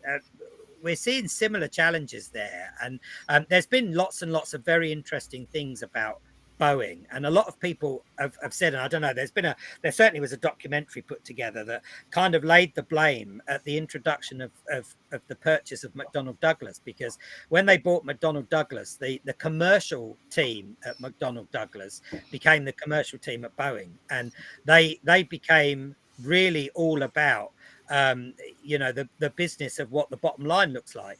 And traditionally it was always about, let's make really stable aeroplanes that are well safe. And the law of averages is the more of them you build, they're inevitably going to be accidents, and the more of them that there are, statistically it's likely that, if you look at 737 accidents generally, they're high in number, but it's because it's a very, very popular aeroplane.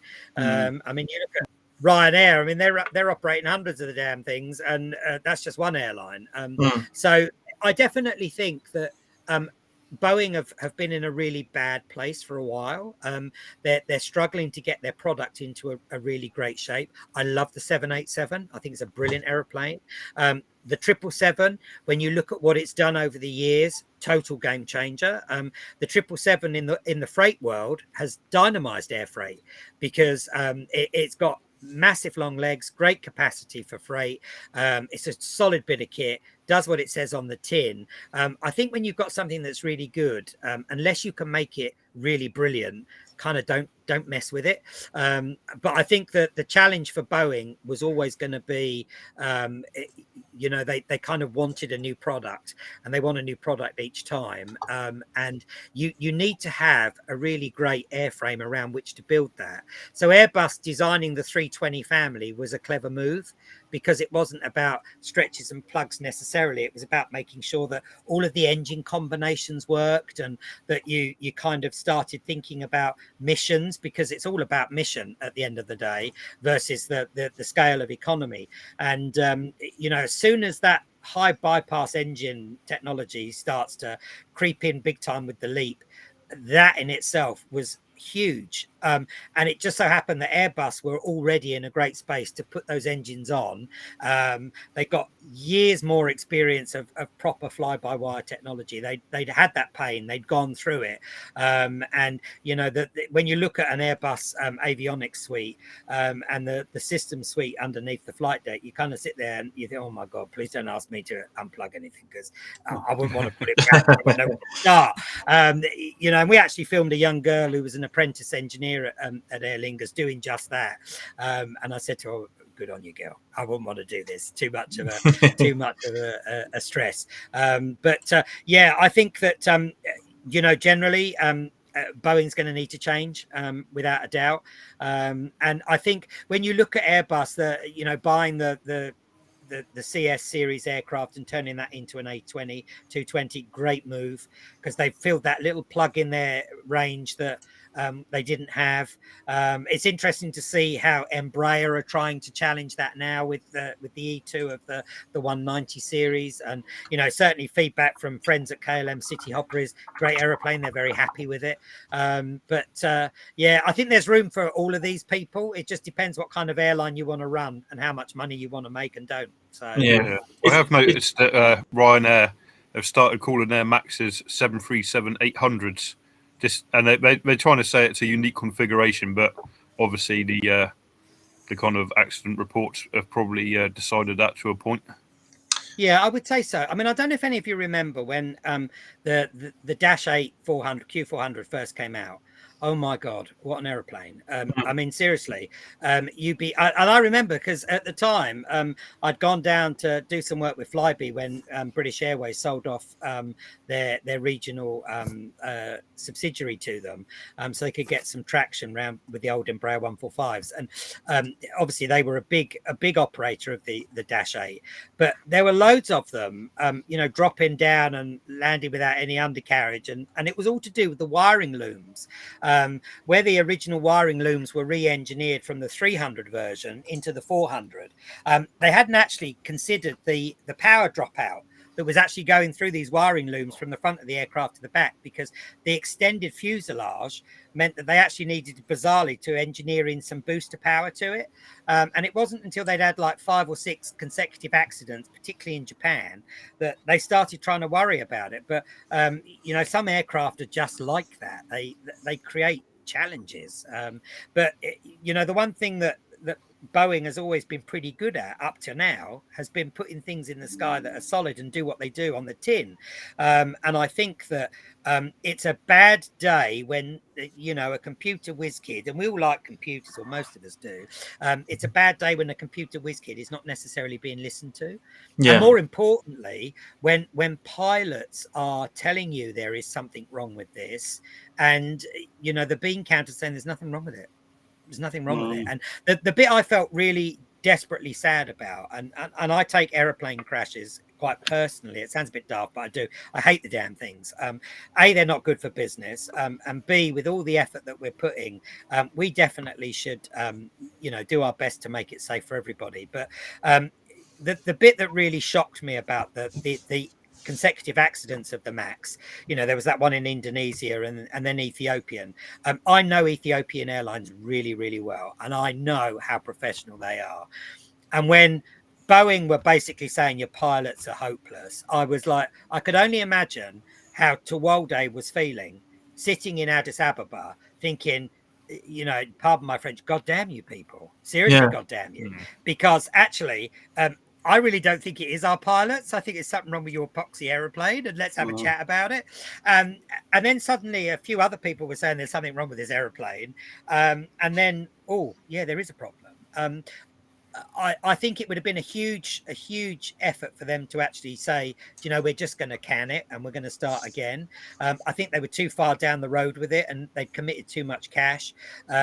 So the fact that it is now operating normally, and Ethiopian, funnily enough, have just had some more deliveries recently, and obviously people like Iceland Air have taken them to try and replace the 75s with them. Is it the long-term future? I don't know. I'm not sold on the Max, if I'm honest. I think that it's just an old design being pushed even further with composite, materials. And bear in mind, I know the A320 family is an old series of airplanes now, but they started in a really great space with super technology, and they made it work, and they've kept evolving it. And there's huge amounts of composite materials in them, and the A350s are a superb bit of kit. And you look at it, and actually when you look at it versus the 787, personally I think the A350s are a better aeroplane. But Boeing have got a great product in the 78. I'm not 100% convinced that the Max is the right thing for them to be doing, and I think we'll see as time goes on. I keep desperately trying to catch up with my friends in Warsaw, because obviously Lot's a user of the Max, and I really respect Polish Airlines. Lot have been a brilliant airline ever since, and in my days at Aeroflot I used to work very closely with the Lot team, and I've always found their engineers and their pilots to be exceptionally good at what they do, and I keep meaning to pop over and see them and get their spin on it, because I value their opinion on it. I think that they're definitely, everybody's taking a bit of a gamble on that aeroplane, if I'm honest. And I think that if they can sustain it now without any incidents, then happy days. But I think if there is another incident, and God forbid and touch wood that there isn't, it definitely will spell the end of it, I would think. It'll completely lose trust, I think, wouldn't it? Like, a lot of people's trust in it was gone, and a lot of people were hesitant about like jumping on to a 737 Max, and with the sort of, now everyone's like, yeah, well, it'll get me there, I'm sure. But another incident, do you think that they'll just go like, well, it's something massively serious now? Yeah, it's a bit like anything. You look at the aftermath of certain incidents. I remember being at Heathrow the night the Pan Am aircraft got blown up over Lockerbie. I was just about to leave the airport and go home, and everybody's saying, oh my God, Pan Am's just gone down. And Pan Am limped along after that for a little while, and they kept saying, no, we're going to be fine. And you could almost hear the mood in New York kind of saying, it's time to go, it's time to bail. And I think if Boeing have another serious incident with the Max, they will be having a very, very difficult time. And it's interesting, somebody's just made a comment there, Jim, about what will be the 797? Will that be the replacement of the the Max? It may well be. Are they actually working on a 797? We don't know. They keep those sort of things close to their chest, but I do think that they need to find something that starts to put them back in the game properly, because I don't know, maybe I'm wrong, and I know a lot of people love Boeing and they are brilliant aeroplanes, but I just feel personally like they've kind of been asleep a bit, and Airbus has stormed ahead, and as I say, the 321 for me is particularly now for the industry, it is the aeroplane that and if I was running my own airline right now, if I was sitting in Dublin with Lynn, or I was sitting in Astana with Phil, I'd be going, right, okay, so I need to think about this. You know, and if certainly if I was Peter at Aerostar, I'd be saying, oh, maybe this 321 is the future, and that's what they've done. You know, they've gone with them because actually the scale of economies for them is perfect. And I think that. You know, even when you look at some of the stuff that has gone on in Eastern Europe with these aeroplanes, you know, people have sort of put all of their money into Airbus. You know, I mean, Wizz have done that because they know it works. It's the beauty of the beauty of commonality on the flight deck and everything. It's just brilliant. EasyJet as well, obviously a big Airbus player. Yeah, and as Sue has just said, you know, Jet 2. You know, Philip's sitting there and he's thinking to himself, right, what do we do? 7.3 had its day a bit. We need a bit of capacity. We need the range.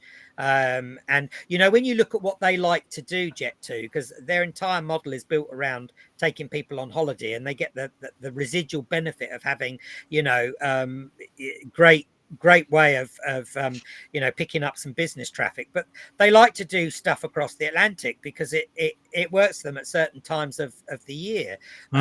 So the fact that they're having to use air tankers with 330s at the minute, you know, you've got to go to big airports and that brings costs to it.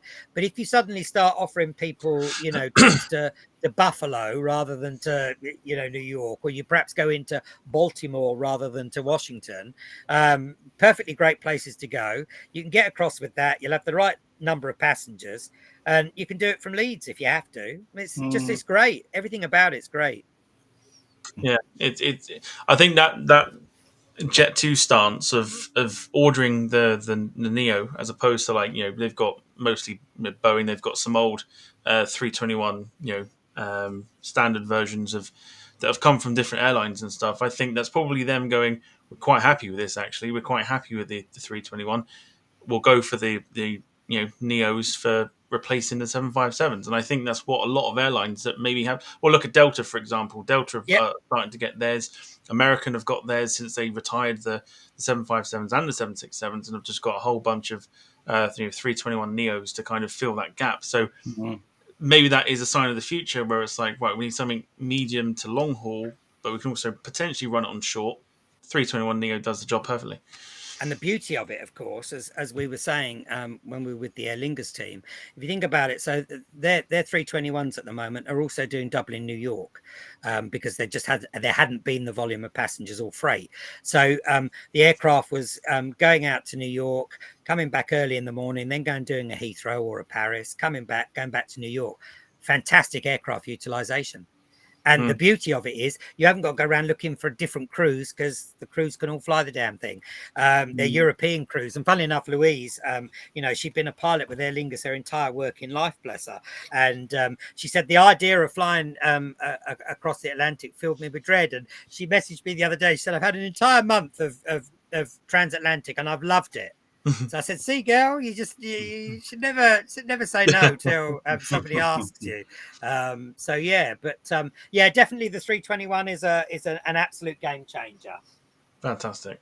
Yeah, really, really cool. Got a bit of light so you can see me. It's getting dark out there. It is. I love them. Yeah, I put my light on about 20 minutes ago because I know you just won't see anything. Otherwise, I'd just be a voice. But yeah, no, I mean, to be honest, it's been really fascinating this evening. Like, really, really fascinating. I think a lot of people have sort of sat there. I've seen the comments go through saying they could listen to you all night long. God bless them. So I could probably talk all night and drive everybody insane. They're happy to do it, so it can't be that bad. But no, it's been utterly, like, fantastic to have you on. I think with the knowledge that you have and the background that you have as well, I think we'll definitely have to get you back on again at some point as well to kind of, you know, see what you've been up to from sort of here on out, really. If you're happy with that. Catch up with you all. Yeah, fantastic. Love your job. Right. So as much as we'd love to carry on all night, some of us have to go to work tomorrow. So we will have to sort of begin to wrap this up.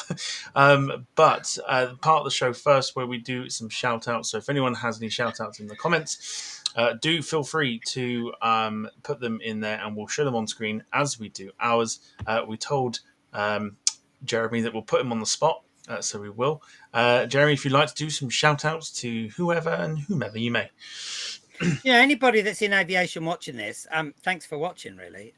I think you're all heroes because it's been tough. It has been so hard. And, I've got lots of people saying to me, should we keep on with this? Stick at it, because aviation's still amazing. And, once we've got past this pain, it will go back to being, brilliant. And people will actually turn up wearing suits and look smart. And it'll be great. It'll be fabulous. I'm hoping so.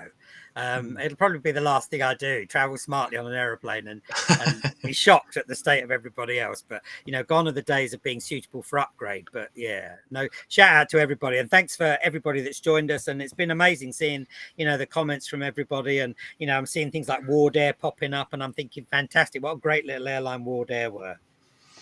Lots of memories coming back there. Obviously, I'm too young to know about Wardair and that, but I know Canadian Airlines and stuff flying 747s. I know a lot of people keep mentioning that they flew into places like Leeds and stuff, which sort of unheard of even like 10 years ago when 747 was sort of flying around. That you wouldn't get them at likes of Leeds and that, but you could do it back then. So yeah. Very interesting indeed. But yeah, no, thank you very much. Right, let's go, Ian. Over to you for some shout outs. You caught me off guard then. I thought you were going to ask Steve, to be quite honest. But just a massive shout out for you, Jeremy, for tonight. It has been really, really. I mean, there are a few more questions that I wanted to ask you, but I'm not going to go into it now because, like Tom said, we've got work tomorrow. Yeah, sorry about that. Yeah, once I get on, I'm on. Yeah, you pull a plug on me, really. Just take it off. Do that. Just go get him off. Get him off. I was actually quite interested in asking you. You were talking about 350s being this amazing super plane and all the rest of it. What your views were on the Qatar situation with the generative paint and things like that. Well, I think if you go back and look at what's been said recently, they may not have been quite honest with where they were at with that. I think that it's like anything. You've got to look at the environment that they're operating in to start with. It's quite challenging when you've got a lot of sand around. It's not great on aeroplanes. No. And I definitely think that it's like anything. When you're a relatively new customer to a new product, it's a bit like when Virgin Atlantic took the 340-600s. Oh my word. I was on a couple of flights just after they got them, and they couldn't get the lighting right. It was just a disaster. Everything was shakedown and all the rest of it. So airlines will find with new technologies and new aircraft that they're going to have challenges. And Qatar, they are big punchers. They hit hard, and they play hard, and they expect a lot, and they definitely were let down.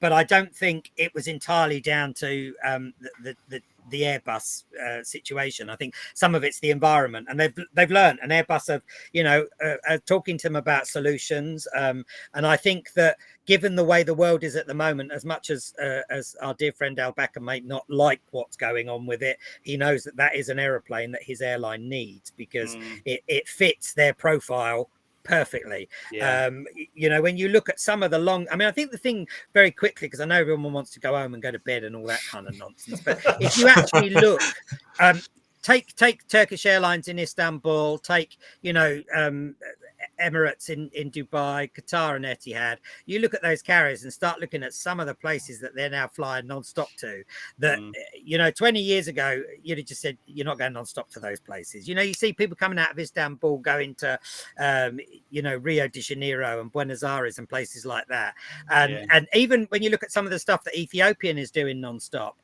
with the 350, it's because it's a really good aeroplane and it does what it says on the tin. And I think the paint job, I think we've all had cars occasionally where the old paint job's not great. Yeah, definitely. Right, I'll save the Richard Branson question for next time. Don't get me on him. Don't get me on my mate Dickie. No, but thanks Jeremy for tonight and everything. It's been a pleasure. Thanks for Tom and Steve and everything, and just thanks to everybody who's been in chat, and a big shout out to my daughter who was watching it, but Love Island started, so things to watch. Oh, there you Honestly, priorities and all that. Absolutely, yeah. I'm just going to interject quickly because I know he mentioned it to me probably back in the last week. I think it's Jack Rolls' birthday tomorrow. So I figured as something nice and special, we'll all just say happy birthday to him on stream, so he's got it forever, and he can probably clip it and put it in our group chat. So if we can all sort of say happy birthday to Jack for tomorrow. I know people in the comments are doing that already, but if we can say happy birthday to our moderator Jack Rolls for tomorrow.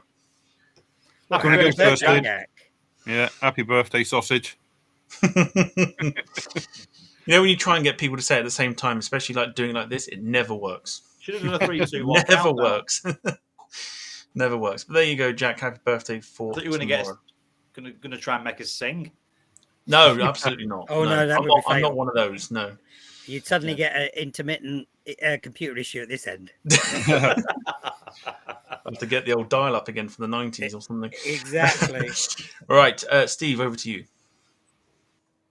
Thank you to Tom, Ian, and Gail for another wonderful show. And Jeremy, not only are you your sort of your love of aviation infection to treat people wherever they are, what like rung of the ladder they are on in life is absolutely phenomenal. It's something away. So just good on you for that, basically. Thank you. Yeah, totally agree with that. Keep it real, guys, because this world is really screwed up. Trust me.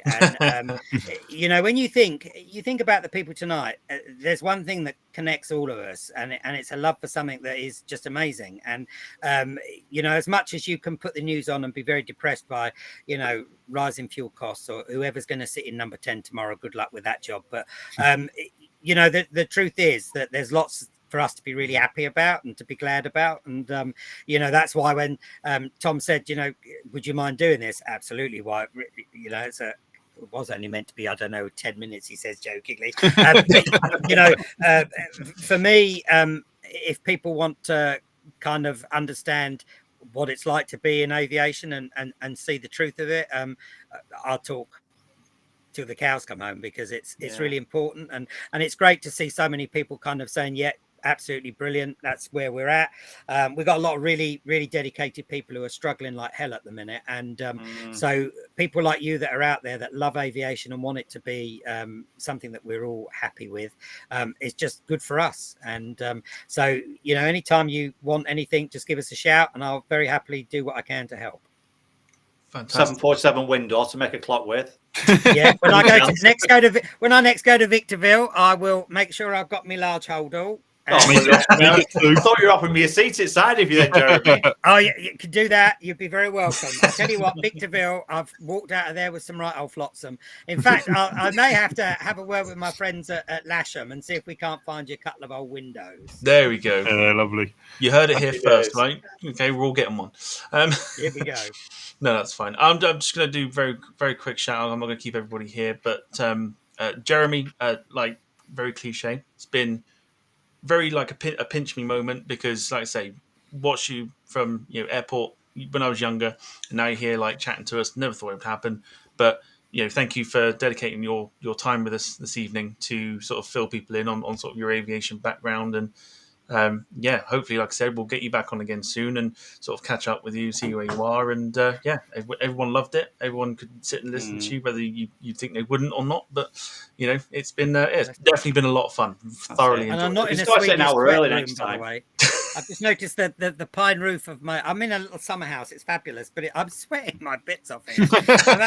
I'm really looking forward to opening the door, because I was concerned about the noise level. So when I go out of here, I'm definitely going to shower. But it's been fabulous. Thank you very much for your time. Fantastic. No, wonderful. So that's pretty much it. That's all I'll leave that with, just for the shout outs tonight. But a big thank you to those who have donated as well, which is very kind of you this evening. Anyone that subscribed and liked the stream tonight as well, big thank you to you. Next week we'll be on slightly earlier, because it is, of course, the Royal International Air Tattoo weekend next weekend, and I'm off to departures, which means I have to get up at 1 o'clock in the morning, and I don't fancy finishing the show at 9:30 and getting 4 hours sleep for a very long day. So we'll be on in the afternoon at some point. Not sure what we'll do yet, but we'll think of something a lot fun. We may bring back our Rate the Livery series, just for one night as well, just to kind of have a bit of fun with that. But we'll let you know if you want to keep up to date with that. Follow us on the socials. They're coming up onto the screen right now. We'll try and be quick because Jeremy is sweating and wants fresh air. So you can find us on Twitter if you want to keep up to date with everything happening there. You can also find us on Facebook, where you can also watch us as well. And if you want to find any photos that we put onto the Instagram account, you can find us on Instagram as well. Ultimately, you want to follow Steve and Ian. They do have Instagram too. You can follow Steve on @Steve_planes. And you can also follow Ian at the _plane_place. Wonderful stuff. All that's left for us to do is to say our goodbyes to those that are still watching, and we'll take everybody off as we go. So let's go for Ian first. Right. Thanks, everybody, for being in the show tonight. Everybody who's been in the chat. Massive thanks to you again, Jeremy. Absolutely. What Steve was saying before about the inspiration and things like that, and just the way you treat people, and I suppose the positivity, what you try and spin into everything, what's negative, what's going on, and things like that. We can all take that on board, and we can all learn from it as well, I think, aren't we? So yeah, massive thanks again to you, Steve and Tom and everybody else, and Jeremy, and that's me done. So goodbye, good night, and God bless. That's different. Yeah. See you next week. That's very off-key. That's very different for him. Right. Jeremy, if you'd like to say goodbye to those that are still in the chat.